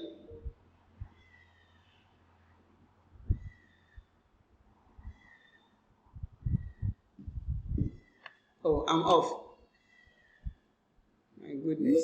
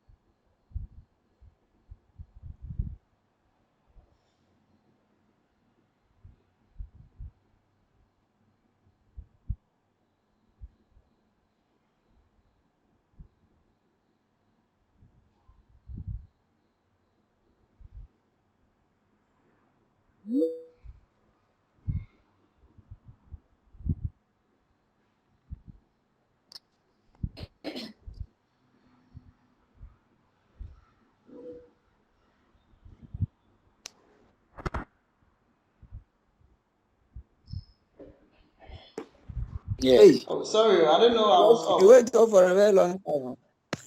I didn't know I went off. So I was just talking. Not knowing Yeah. For a long I was time. off We don't see the cry. whiteboard. We're calling your attention, but I It didn't means hear. I've gone off for a long time, eh? We were calling your attention that we are not seeing, but you didn't respond. So it means even the whiteboard, I didn't see it at all. Okay. Okay, so you let me Yeah. do everything again. So I'm showing my whiteboard again. I hope you can see the whiteboard now. So now let me clean it since you didn't hear anything. So I'm cleaning everything and redo everything again. So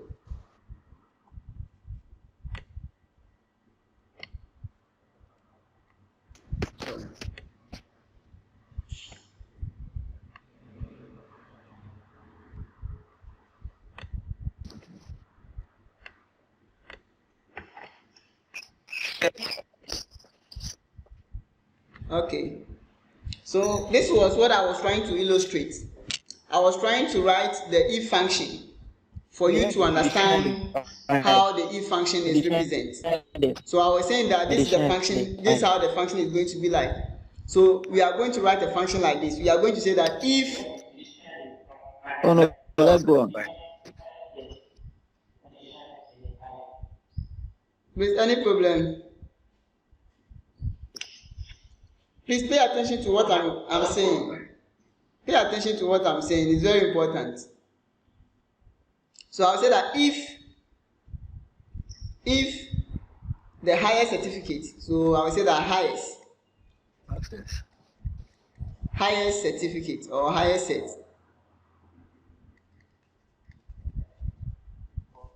is equal to masters. So it's equal to masters. So because it's going to be in a formula, you put a quotation mark beside it. Then you bring your comma. Then after your comma, you bring the value when true.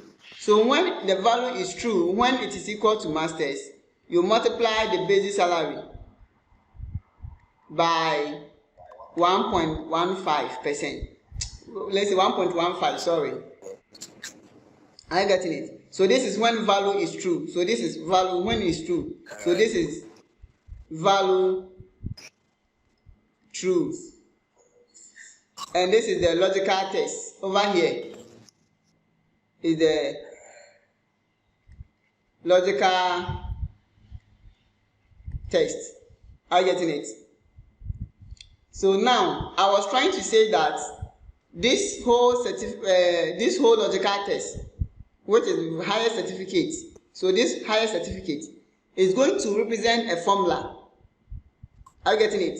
We are going to replace, so that in order to make it dynamic, to automate the process for us, so we are going to make the highest certificate a formula instead of typing it. So the formula we state is going to be, we are going to use the VLOOKUP function to pull the formula.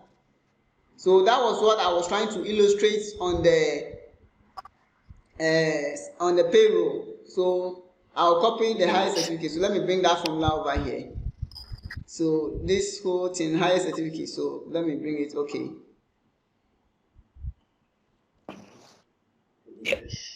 So this is the highest certificate formula. So it means that this whole formula is equal to the highest certificate. Are you getting it? This formula, can you see it? Mm-hmm. Or let me enlarge it. Yes. Okay, I think it's now visible now. So this highest certificate is going to represent this formula. Then the basic salary, which is this one, this basic salary, is also going to represent this formula. So let me copy that formula and bring it here for you to see. It's also going to represent this formula. So the basic salary is going to represent this formula. So let me drag it here a bit.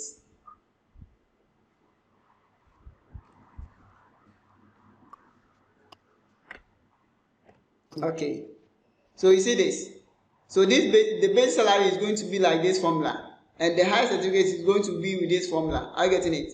So when I come here, when I shift to the payroll. So let me shift to the payroll. Let me shift to the payroll now.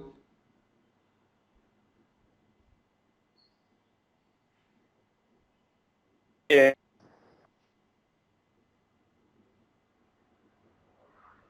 So I'm on the payroll now. Can you see it? Yeah. So that was why I was trying to write this formula. So now I have my basic salary. So let me even go back. Let me undo this process. Okay. So I have my basic salary, which is over here. So this is the formula for the basic salary. And this one, you all did it. Or which of you didn't do this formula? You all did it. And another one is this one. So this is the master's. This is the highest certificate from function. And this one to use the VLOOKUP index amount to look for this. So I'm coming to redo this again. Yes, sir. So this is how we did it. So it's equal to index. It's equal to index. Much. Then the array is going to be highest certificate. Much. Then we just lookup value is going to be A4, which is the staff ID, and we are going to match it. Sorry, okay, very good. It means more follow pan. It means a move follow. So we have A4 as the staff ID. Then the lookup value is going to be the staff ID over here, comma, then the match mode is 0. Then we press enter. So that is why we get a masters here. Are you getting it? So it means that if if we select a different person, we will not be getting the same masters. We'll be getting maybe a different highest qualification. So now this function is going to pull the qualification, whether the person is having a degree or is having a master's qualification. This function is going to pull it. So that was what I was trying to illustrate. So now, when we come to the function over here, we are going to inbuild the if function in it. So we are going to say that if, so before I do that, I have to copy the logical test. So this function is going to become our logical test. So we are going to equate this function to masters. Are you getting it? So when I come here, I will type in if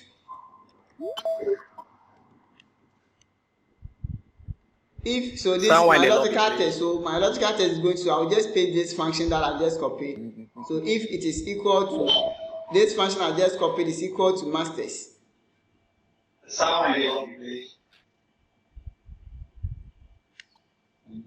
Is equal to masters.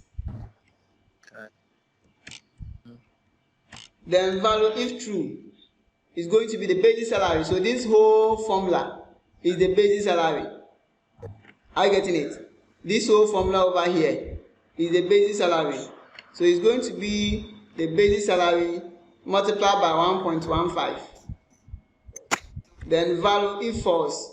For now, I'm just going to put 0. So I want you all to get it up to this point before I continue. So value if true, I'm just going to put 0. Then I'll close the brackets. So we get this. So it means when I drag it down, all the other ones will be 0, because all those who don't have masters, their salary is going to be 0, because we've not included their logic into it. Are you getting it? Yeah. So all of you do it up to this point and just screenshot it to the WhatsApp page.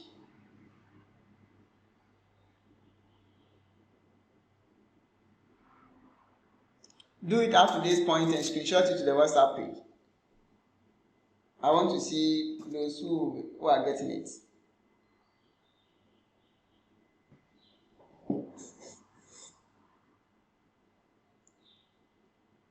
If you're able to understand this area, all the other ones will just follow.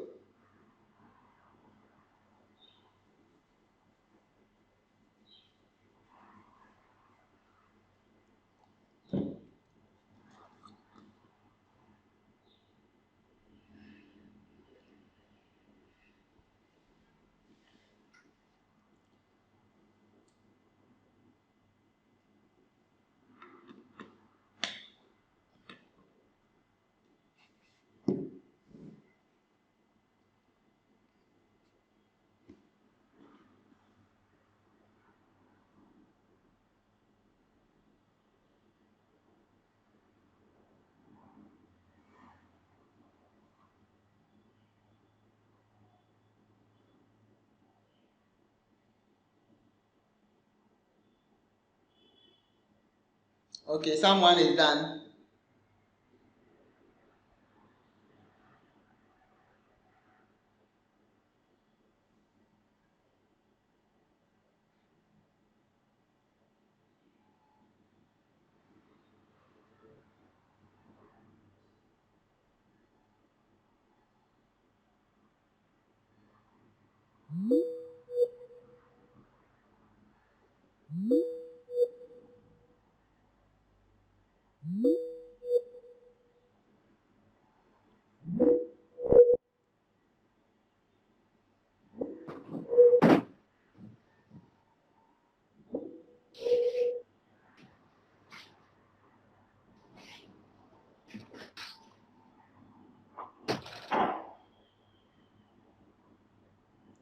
Somebody is done with everything.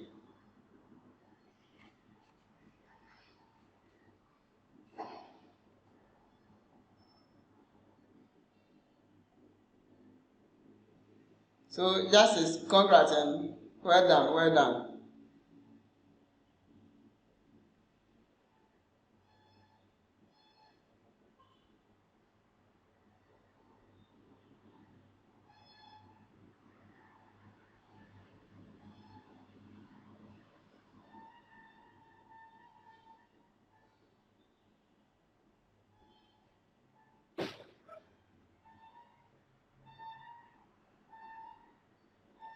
I'm waiting for the others. Oh.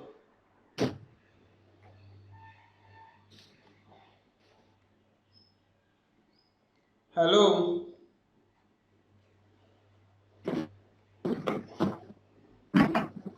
Hello.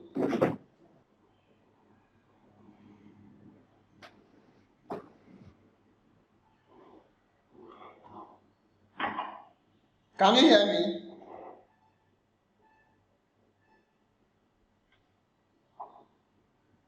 Aikins.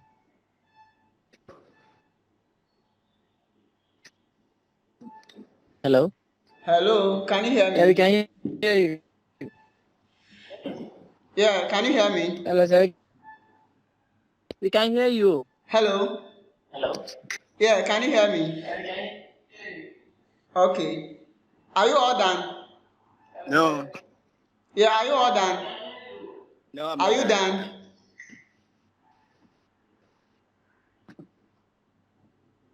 Done. If you are done, show me your hand. If you are done, show me your hand.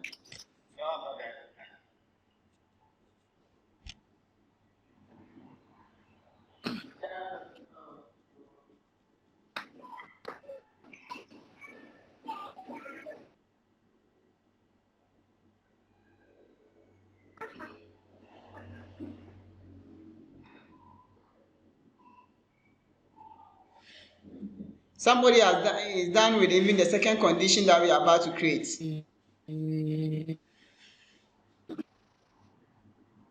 So let's try and do same. Let's catch the logic.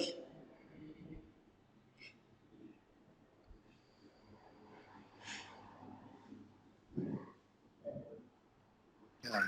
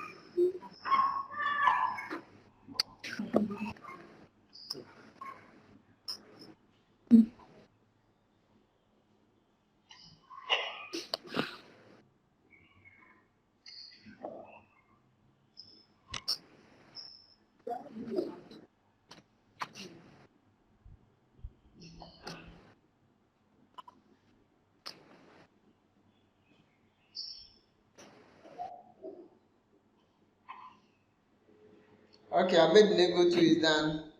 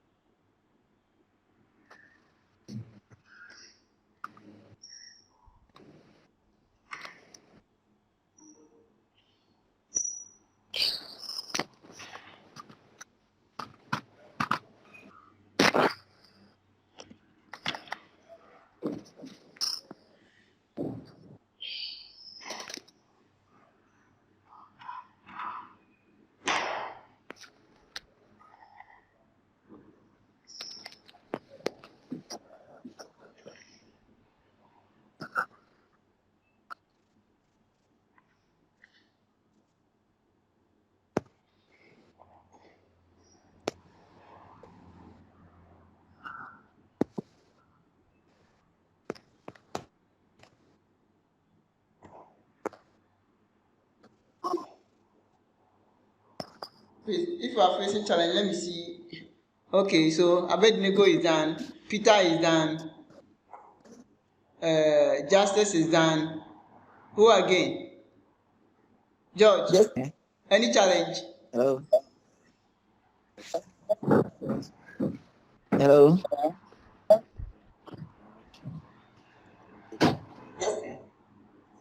Okay, George is done. Moses, any challenge? Yes, how to copy the formula already in the what do you call it? The payroll, and pasting is my problem. And where So to you paste them? copy from the copy from the bar. And when you copy, where do you paste them? Okay, so In the basic salary. just go to the formula bar. Go to the formula bar.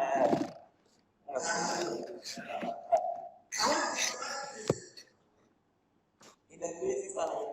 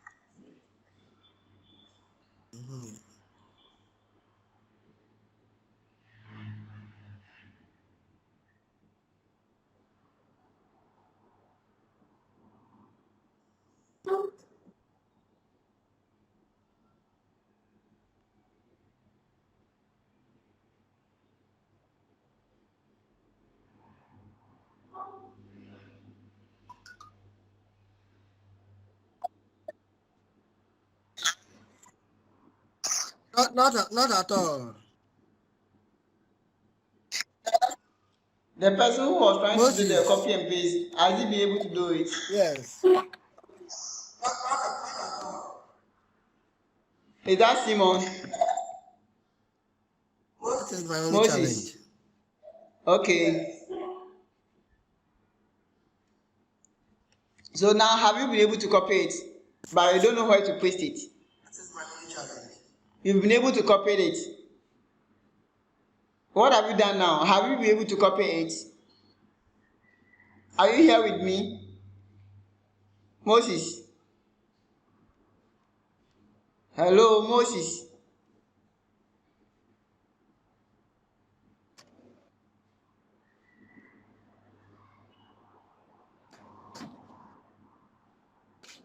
Hello, Moses?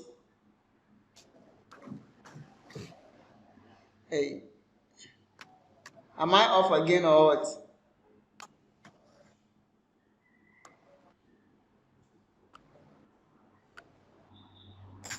What is wrong? What is happening?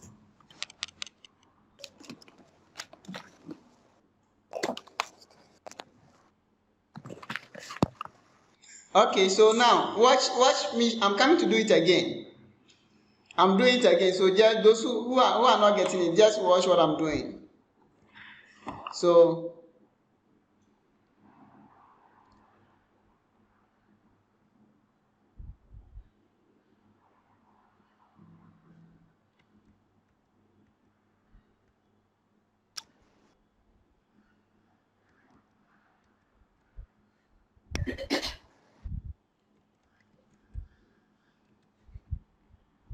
I have the basic salary already in here. So what I'm going to do is that I'm going to copy the higher certificate formula, which is this one, or the one over here. I can copy any of them. So this is the higher certificate formula. So I'm going to copy it without the equal to sign.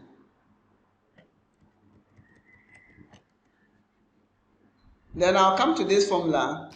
I'll open it. Then I'll type if the logical test. So the logical test, I'll paste the higher certificate. So this is how to paste. You see, once you open the if function,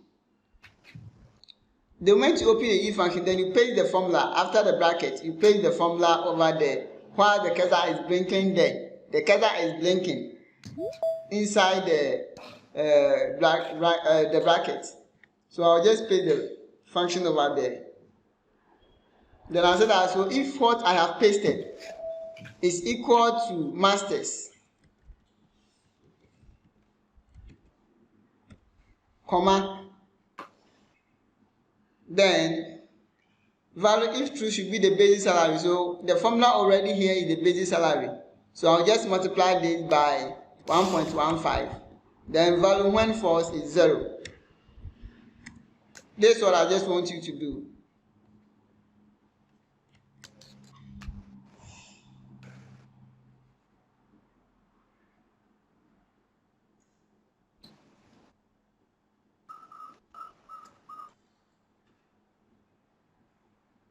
So now Moses, have you gotten it now? Were you following what I was just saying? So we are coming to include another condition. So the next condition, we are going to clean the 0 over here. So what we are going to, the next condition we are coming to do is that we are going to copy the whole function, the whole if function over here. We are coming to copy the whole thing again. Copy. Then after copying the whole if function, so we start from the if, we copy to the 15, excluding the 0. Then over here we will clean this 0 and we will type, we will press on Alt Enter, so that it will take you to the next slide or the next line. Then you paste the formulas you copied over here.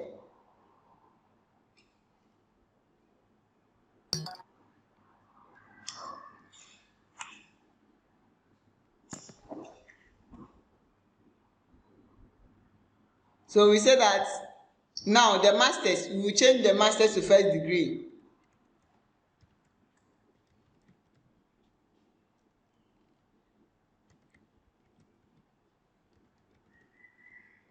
Then we will change the 1.5 to 0.75. So 0.075. Then value when it is false. So it means that when the person don't have master's or no degree, then you get the same salary as the basic salary. So I'll just type enter it over here. Then I'll close the bracket. Enter. So now this will give me the total salary per everybody. So if you have degree, your salary will be different from the one with master's qualification. So now Hello, can let's anybody hear check him? the credit manager.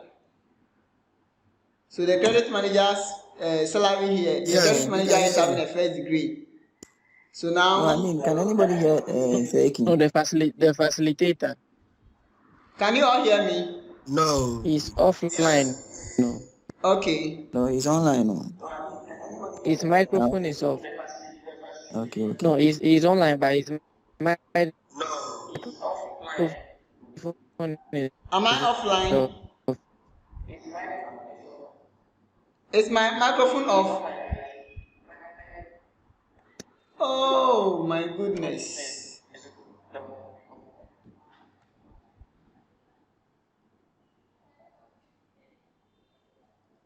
Sorry, I had it, my microphone got off. So it means that all that I did.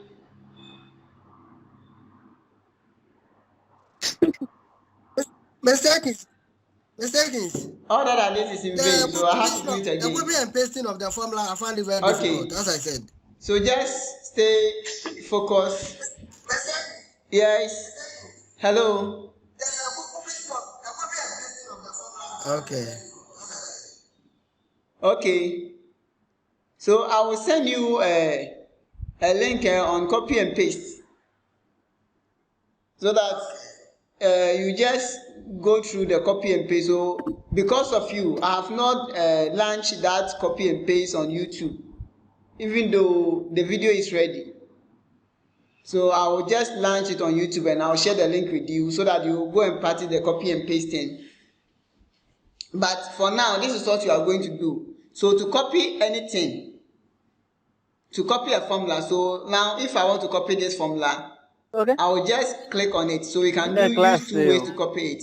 So I can open the formula like this and click on Control A continue. to highlight everything. Come again.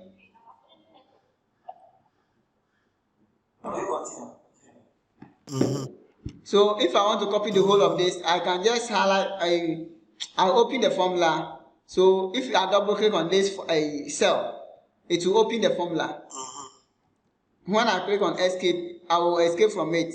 When I double click on it like this, it will open the formula. So I can press Control A to highlight everything, and press on Control C to copy. Control C to copy.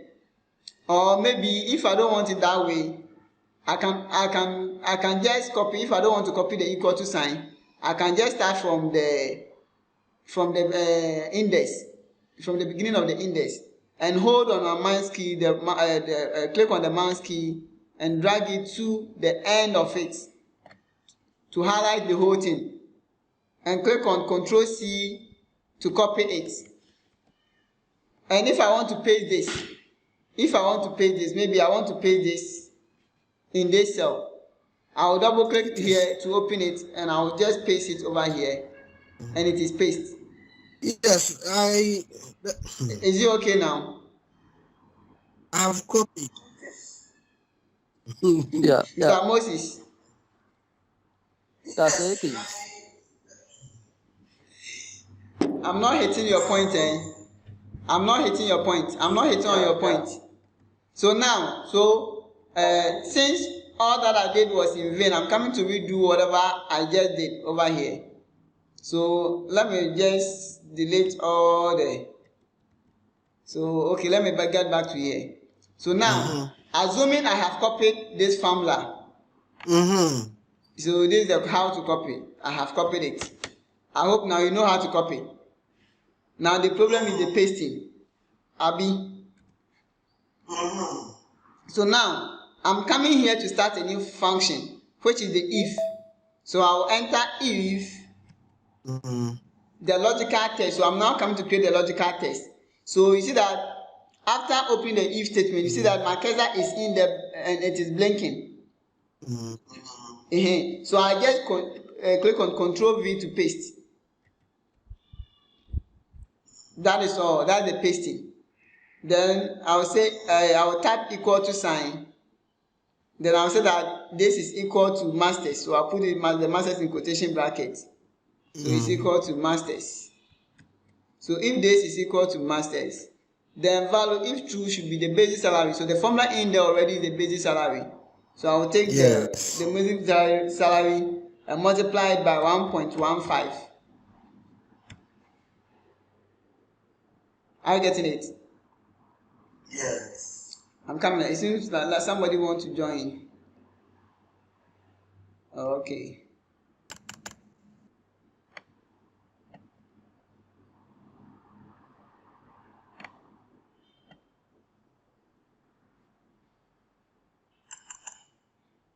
Okay, so let's continue. So now I'm coming to create a condition. So now I have created a condition for the masters. So the whole of this work for the masters. So I'm coming to create that of the basic salary for the person of the first degree. So now where I am, I will just let the cursor be there. Then I'll click on Alt Enter so that it will take me down here. But before I click on the Alt Enter,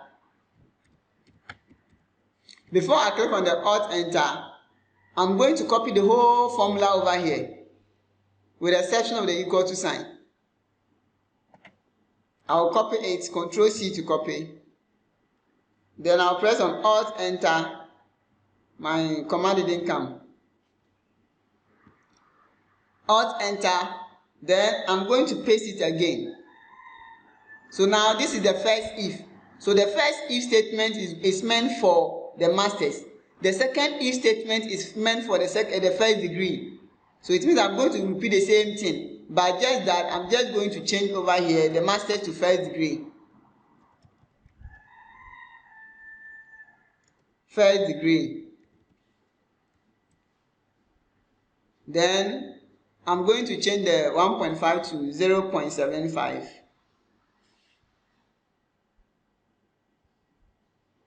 Then value when it is false. So it means that if the person doesn't have degree, masters nor first degree, then the person should get the same salary as per the basic salary. So this is the basic salary formula. So I'll just copy the basic salary formula over here and I'll come and paste it over here. Okay, it didn't copy, so let me copy it again. So I'll copy the basic salary formula over here. Then I'll come and paste it here. Then I'm done. I can close the bracket now. Then I'll press on enter. So that is all. So now the condition is working perfectly. So this is all that needs to be done for the basic salary. So now if I go, so let's take for instance, let's take the first person for instance, the internal auditor. So let's go to the staff data and change let's say the qualifications. So let's change the qualification to let's say first degree. So let's change it to first degree. If you change it to first degree, you see that his salary is now 7,440. But when it was master's degree, it was around 8,000. So if I change it to master's degree, then that will be around 8,000. Are you getting it? And if I change it to let's say DBS or HND, then it will be as per the position. That will be 7,200. Yeah, so this is what I wanted you to do. Please place your cursor on the formula. Let me see. Yes. So I hope you've gotten it now. Yeah, okay. So the first one, you recopy the first one and So this change is the formula. the first degree into the master's to first degree. Then you adjust with the rate. Then the last one, you just copy the minimum salary. That's all.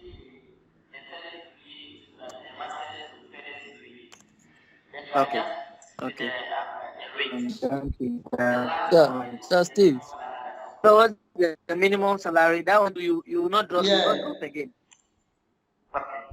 Okay, it's comma then carry on. Okay. Okay, I'm true. I'm okay. Yeah. Come again. Okay.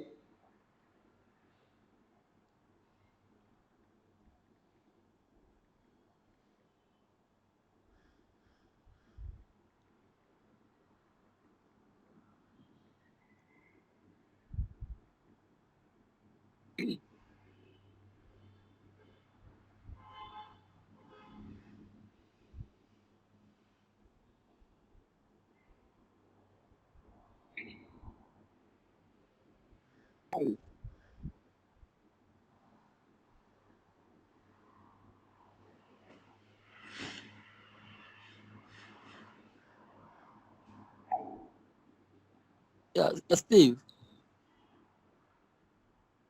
Yeah, like with those of them who are finding it difficult to copy and paste, I think they Yes. can make use of the formula bar. They can expand the formula bar and write the formulas in the formula bar. It will make it simpler for them than to be writing it in Excel.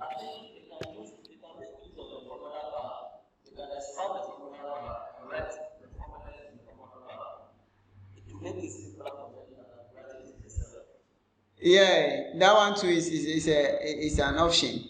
So you can just expand the formula bar. So this is how you can expand the formula bar. So you see the arrow over here. There's an arrow at the end over here. So you can just click on it to expand it. And you can copy it straight from here. You can copy the functions, you can do the copy, you can do the pasting too in the formula bar. Are you getting it? So those finding it difficult, if you've not been able to resolve it, I think you can use that option too.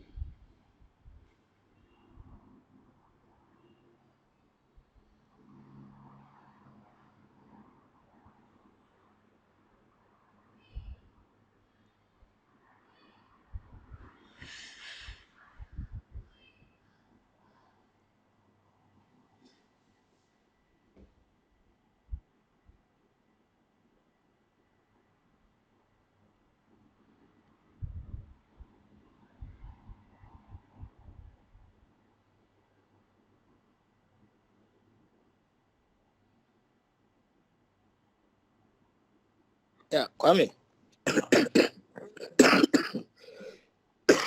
Sorry. Can you please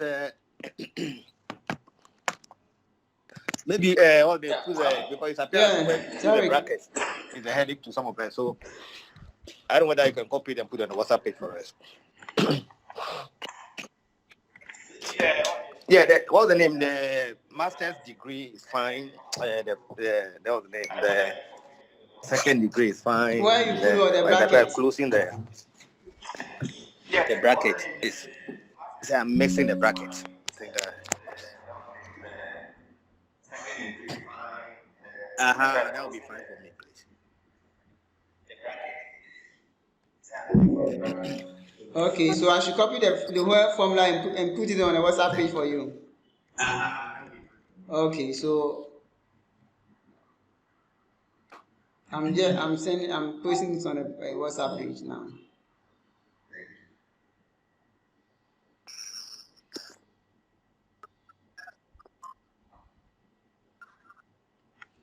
All right. So I'll make the videos too accessible to you soon. Okay, so it will be edited.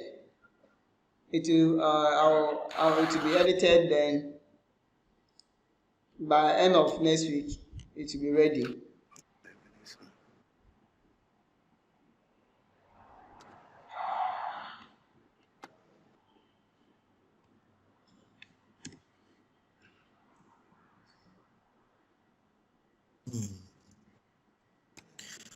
Oh, it's not easy.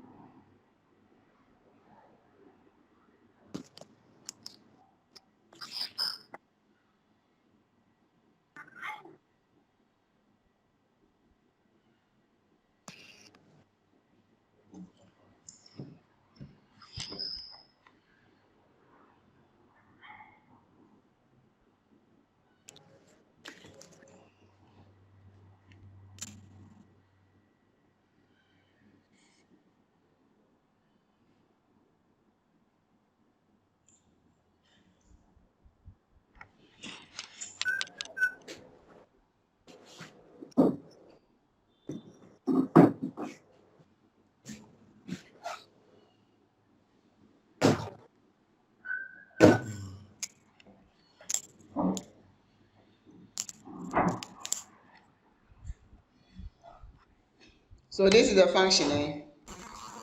I just post it on the WhatsApp platform. I think it doesn't take yet. It will come soon. Okay. So this is the formula. So you can check from the WhatsApp platform.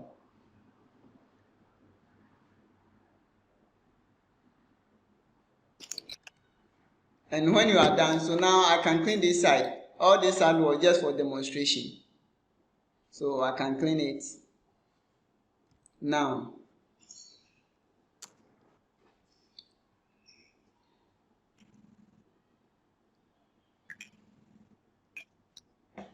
So per the payroll policy, they were saying that the transportation allowance is supposed to be, the transportation allowance is supposed to be 15% of the basic salary. Rent to the same, and rates is 10%. So we are just going to find percentages of the basic salary. So we just type equal to, then we select the basic salary, multiply by 0.15, and here to the same thing. We select the basic salary, we multiply by 0.15. Then the rates allowance to the same thing is going to be this multiplied by 0.1.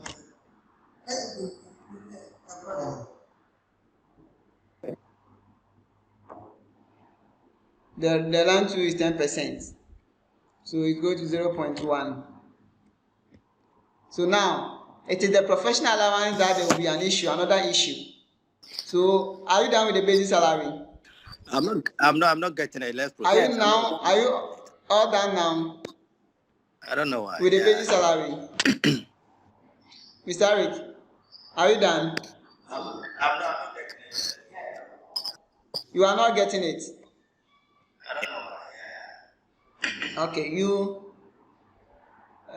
I will send the videos too, so maybe you have to pay a critical look at it. I don't know why you are not getting it.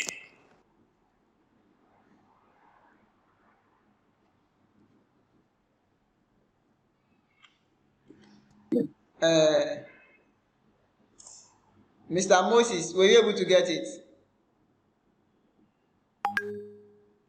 I know just Abednego has gotten it, Peter has gotten it, Justice has gotten it. George? Aikins, is it this one? Is it 12.5 or? Hello, George. The 10%? Because the problem, are you able to get this it? problem that you gave us is, I think it's stated over 12.5 for yeah, 12. Transportation and rent allowances 12.5. Is it 12.5 or 15%? It's 12.5. Oh, okay. Yes. So let's change it. So if it is 12.5, then it's going to 1.25 like this. And the rent is 12.5. Risk and lunch. Then 7%. Risk allowance is what? Yes. 0.75 or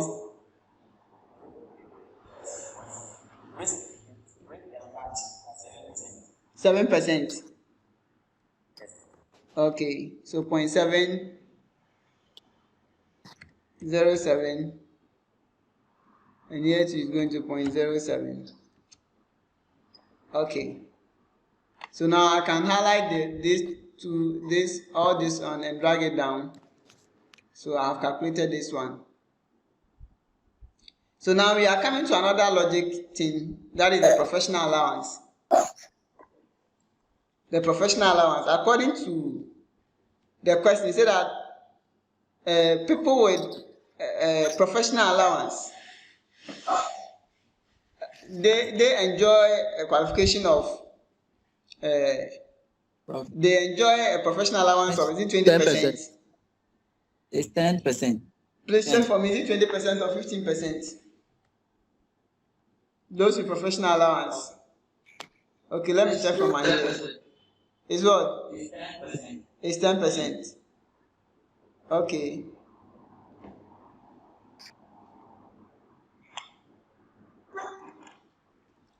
So professional allowance is going to be 10%.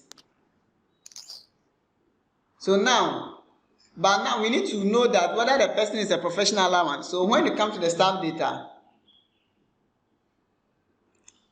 this is the staff data. So professional certificates. So those with yes means that they have. Those with no means that they don't have professional certificates.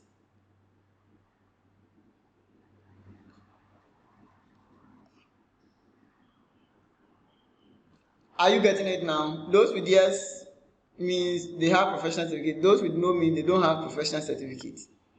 So now we are going to write the same function. So for now we are going to use the bin lookup, the index and match, to know whether the person's certificate is whether the person's status, professional status is yes or no. So we just type equal to sign index. Then it's going to be professional allowance. So we've not created the name range. So let's go and create a name range. So over here, let's create from selection. So we highlight the whole area, go to formulas, create from selection. Okay, we are done. So now once we come here, we type equal to index professional allowance, sorry.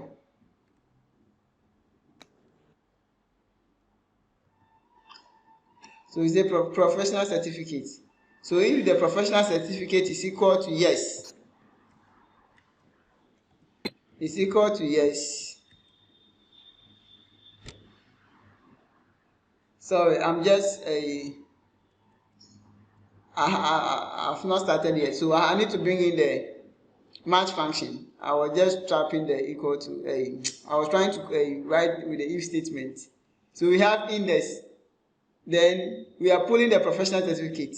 Then we will start with the match function, and this is found in the staff data.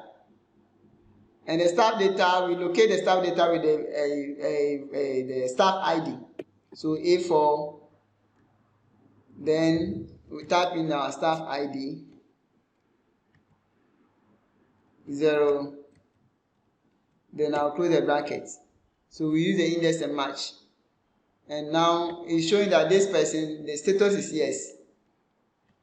So the same way we did for the, the basic salary, we are going to apply the same function. So we are going to say that if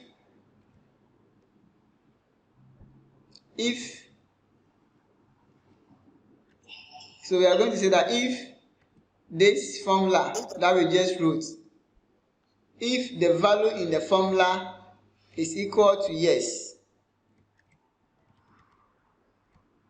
if the value in the formula is equal to yes, then value if true is going to be the basic salary multiplied by 0.1, and if false is going to be 0. That is all. So now we have the figure now. So if you drag this down, those who don't have will be 0, those who have will be yes. There will be value in there. So I hope this one is easy now.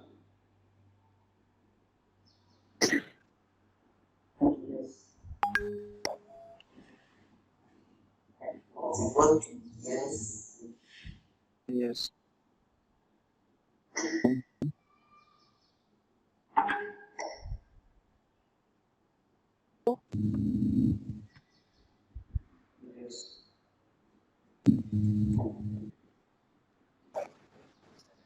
Okay.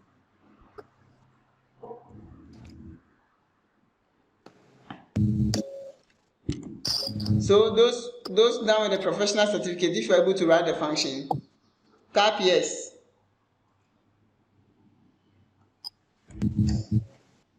If you're able to write the function, type yes.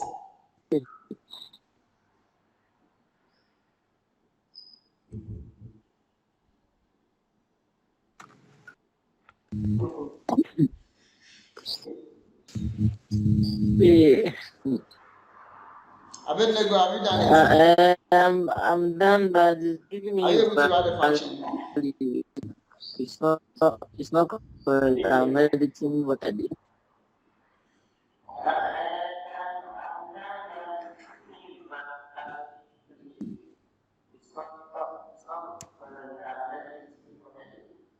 Hey, you are talking, I'm not hearing one book.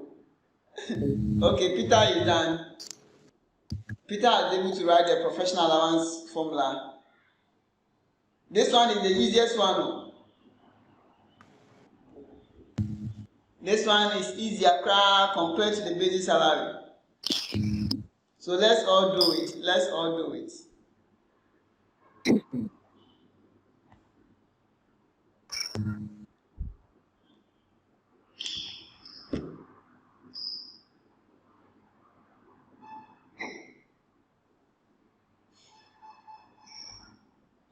No.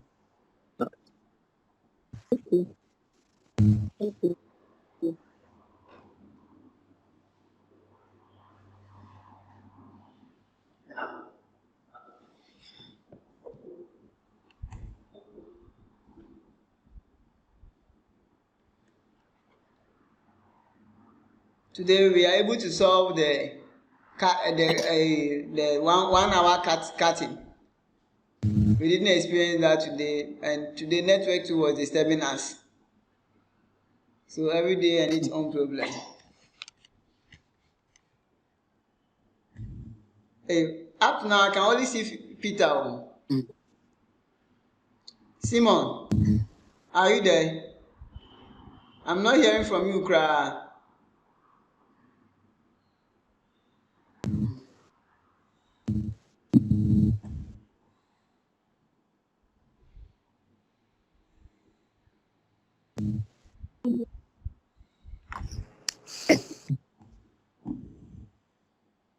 Yeah, I'm here. No. Okay, George is done.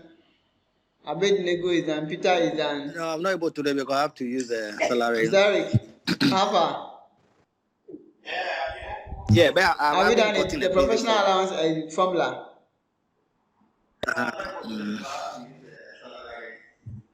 You are not able to do it. Okay. Oh, okay. All right. Okay. But if you want enter a value in the basic salary side, are you able to get it?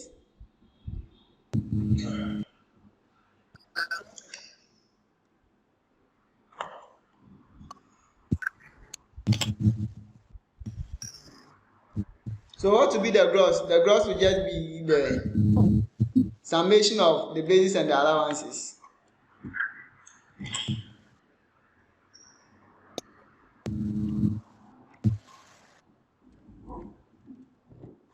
So this is the gross salary.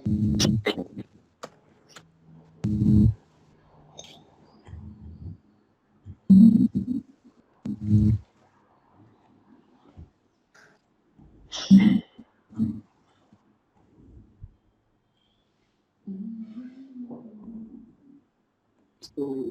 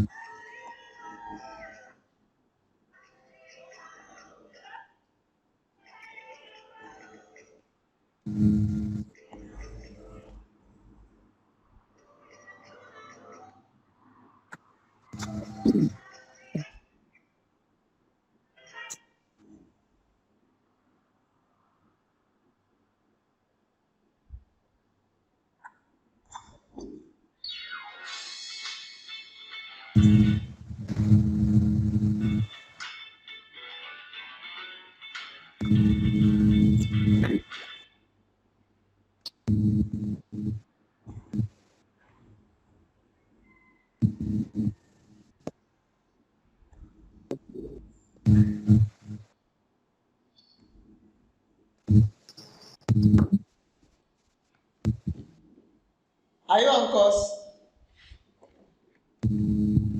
Okay. So now let's try and get the SSF. So we have the SSF employer and the PF employer.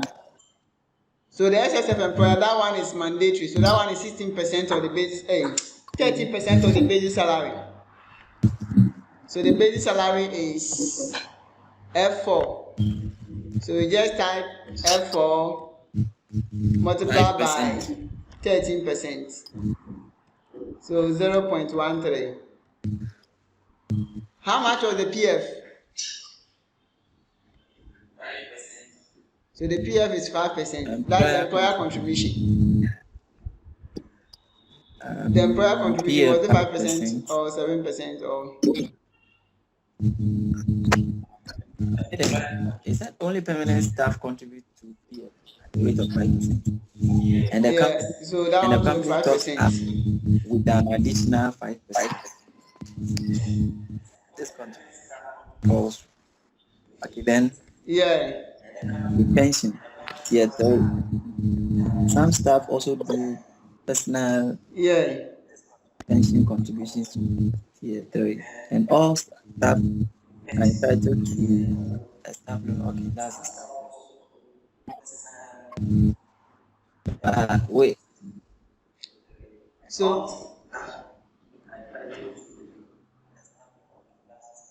the now company is going to be 10%. So it means that with the PF, we cannot just type the F4 multiplied by the 5%.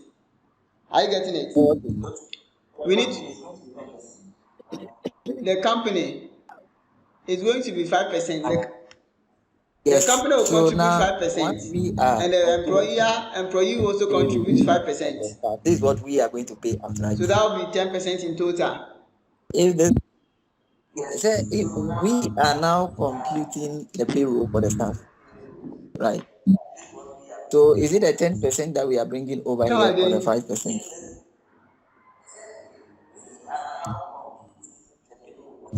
Yeah.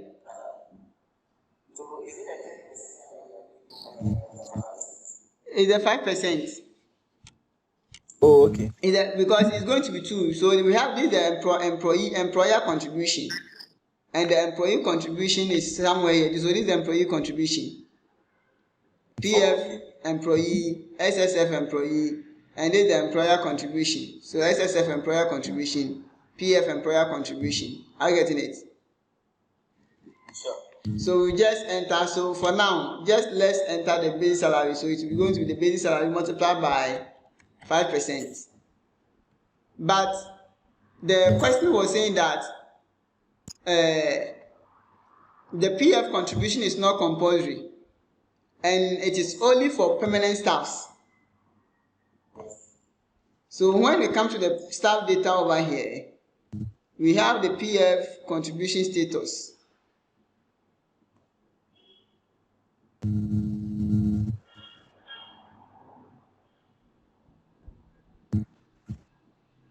Okay, there's nothing here, cry. So now, I'm going to use data validation. I hope I showed you how to use data validation. I've not showed you yet. Okay, I didn't talk about data validation yesterday. So we are going to use data validation to include yes or no over here, so that we can select yes and no. So yeah, hello. I'm lost somewhere behind you.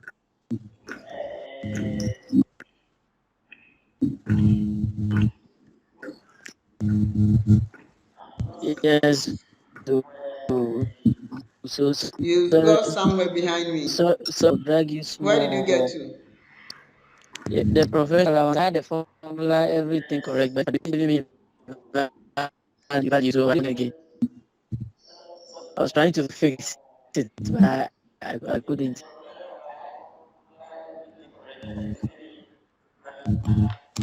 Value, hash with a value. It's So I giving don't you know what? where I had it wrong. A hashtag with a value. He said it's giving you what? I don't know where. Oh, okay. Oh, okay. Okay. I'm coming there. I'll come to your aid, okay? So let's finish with the status, the PF status. So over here, I'm going to the data validation. So to get the data validation, you go to data, and we at the data 2 group, we have an icon here, some horizontal bars. One is with a check and one with a circle cross in. So just click on it. Then the data validation, where we have the allow, you change the any value to list. Any value to list. And the source, we are going to tap yes. You can see. Is it only you or all of you? We can hear you talking, but we can't see what you are doing. And now I can see the cursor moving.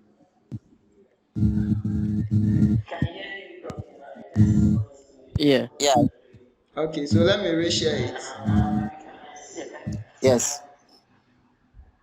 Now you can see the cursor moving. It's moving now. Okay, so now I'm doing it again. So I'm going to use data validation. So you go to data.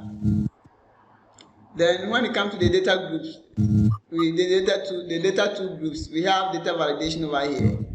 So just click on it. And this pop-up will come out. And the pop-up, the data validation pop-up, we have at the setting side, we have allow, at the allow section, we have any value. So change any value to list from the arrow. Then at the source, type in yes, comma, no. Then click on OK. So it means that from there you can select the yes or no from the list. I get it. So we are going to apply this to all of them. Do that will be around do you have to 300 and select the something column data. for PF status? Or going to validate? Hello? Okay.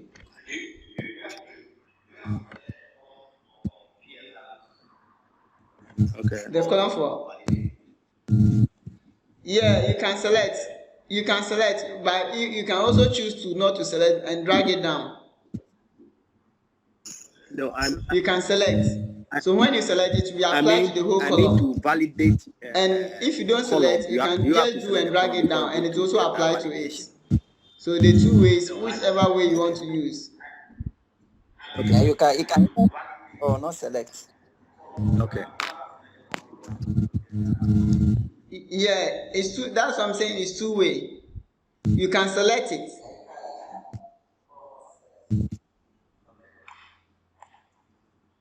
Oh, okay. You can select, and you can also decide not to select. But after you have done it, you will pull it down. But when you select it, you can decide not to pull it down.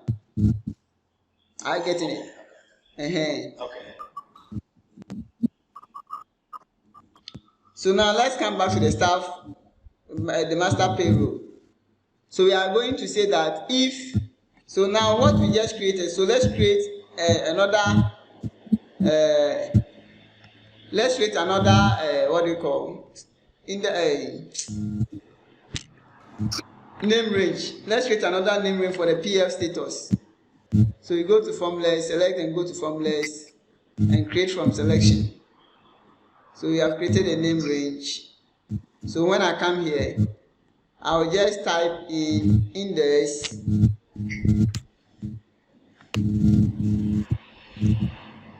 then I will bring in the PF status,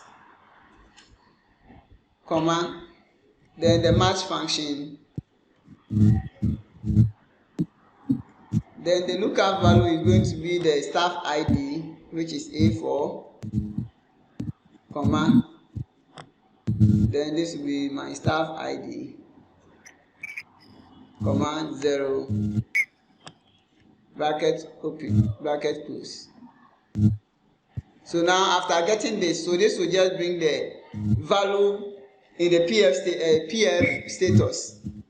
So that is yes. So we are going to say that if the value in the PF status, so if the value in the PF status is equal to yes, is equal to yes, comma, the value if true will be the basic salary, which is F4 multiplied by 0.05, else 0. Then I close it, then I drag it down. So now you see that because I selected all of them to be contributing, you see that it has given all of them value. But if I come here and maybe I will change one of them, so let's say I change the third person to low.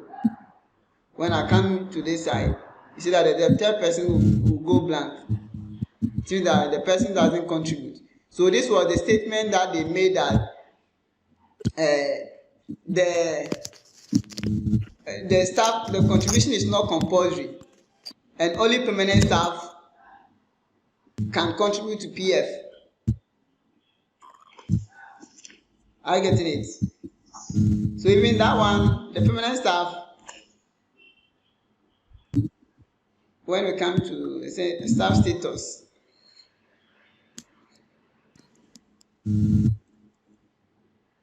okay, I think we don't have the staff status over here.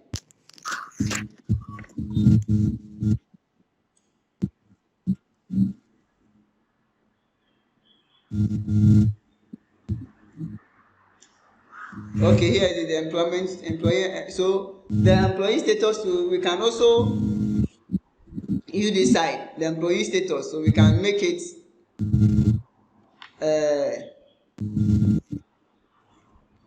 we can input data validation over there. But for now, we can just maintain this and use it for now. Aikins, myself, I've been able to fix it. So have you gotten it now?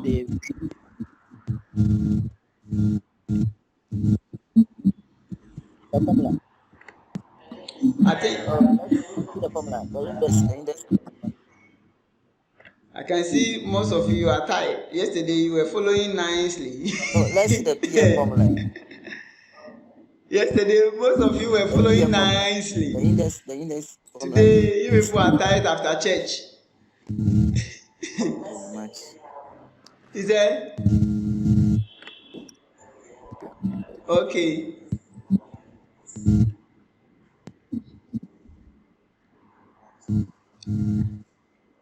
So here is it. So I think from here, I think we are done with most of the complex formulas. Oh, we wanted to finish this before tomorrow, before next week. So it means that next week is going to take our payroll in addition.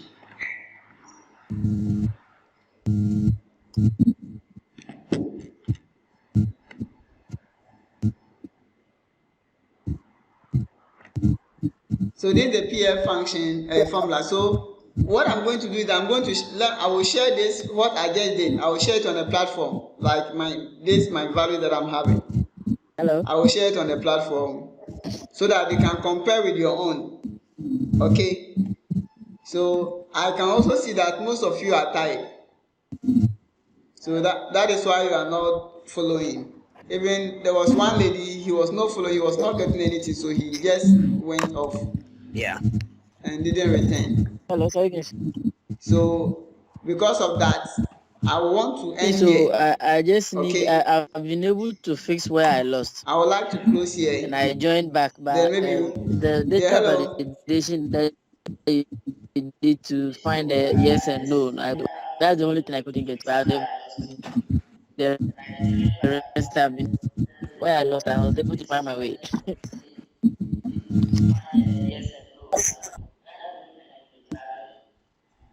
Oh. Yeah, that's the only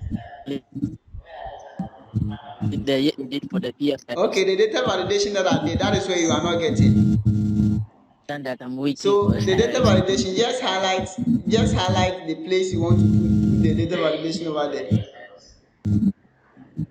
So the PF status there, you can just highlight the whole range. I have to select the whole column range. The whole range you want to place the data validation there. Then you go to data. Then you go to data validation. So at the data, yeah, not the whole column range, but the whole range of which within the payroll. Okay.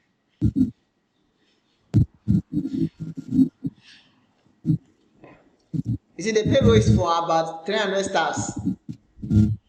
Are you getting it? So you select a range of about 300, then you continue from there.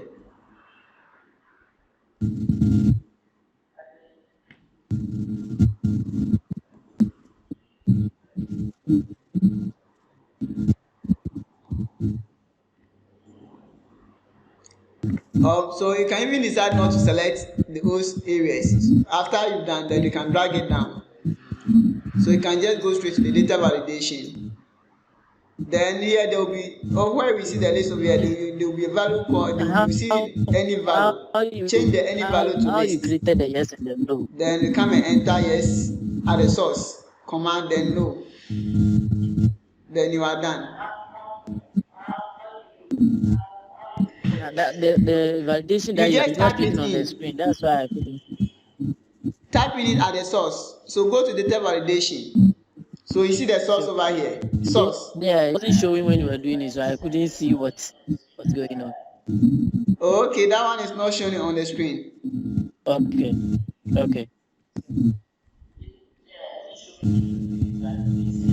Okay, so let me capture it and put it on the platform for you to see.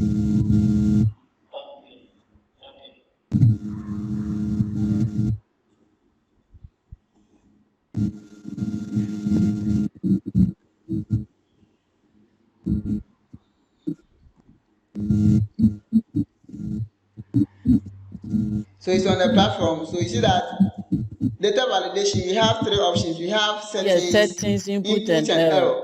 So it means that all of you need to go to the website noohrabusiness.com. So I'll publish that course. It is a free course. Yeah. So at the where you see the settings, at the settings side, you see that we have for the validation criteria. We have allow. Yeah. Allow. Yes. When you click your own, you see any value. Yes. But you change the any value to list. Then at the source, you type in yes and any value, change it to list. Okay. Change it to list. Source.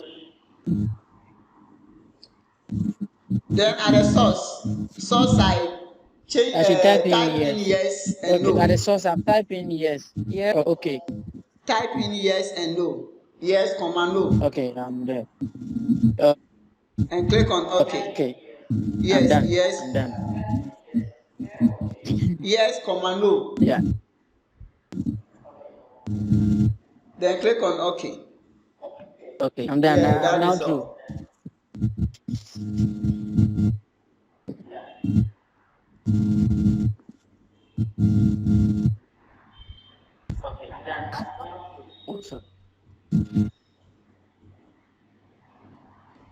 Okay.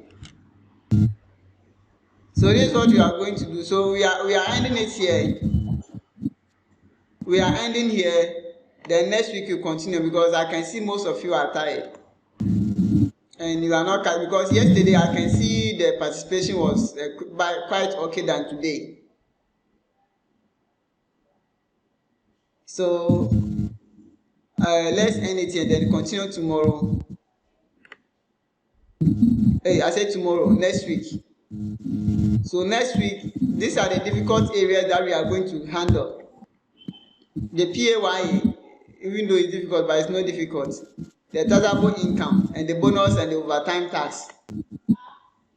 Bonus and overtime tax. So bonus and overtime, that side we are going to include if condition. And the PAYE too the same way. And the staff loan, I think the staff loan will be the most difficult side, but it won't be difficult because that one we are going to include date calculations. We are going to use date calculation in that side to be able to calculate the staff, automate the staff so that, and we're also going to use some kind of test function combined with a date function that will be able to stop the date when the time is due.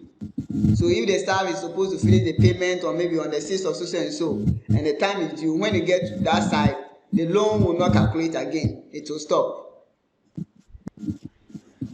Are you getting it?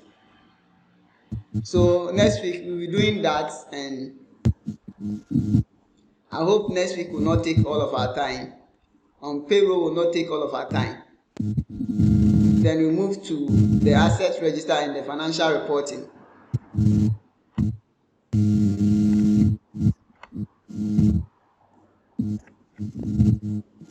Okay.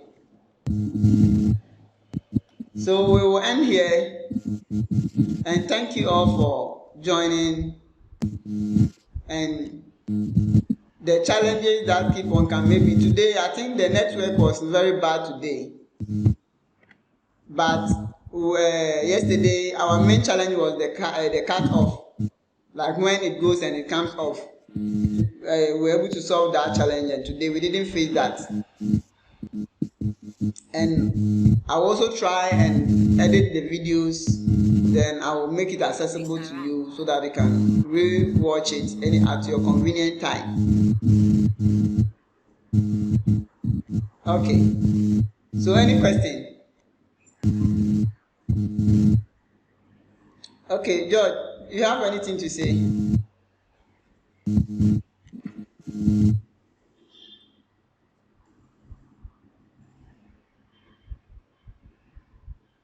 Hello, George, do you have something to say?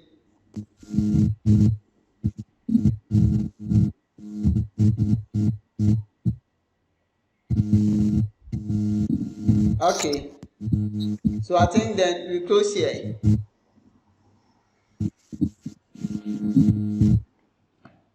So today, apart from the network, what was the other challenge again? So that we can address those issues.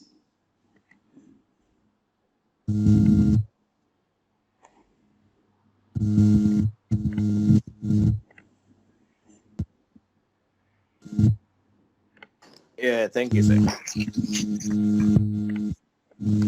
Okay. So thank you all for coming. Okay. So I'm ending the meeting now.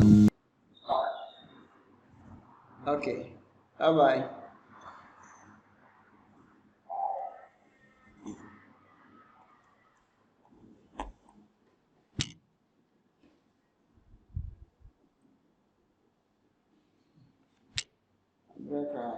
Awesome.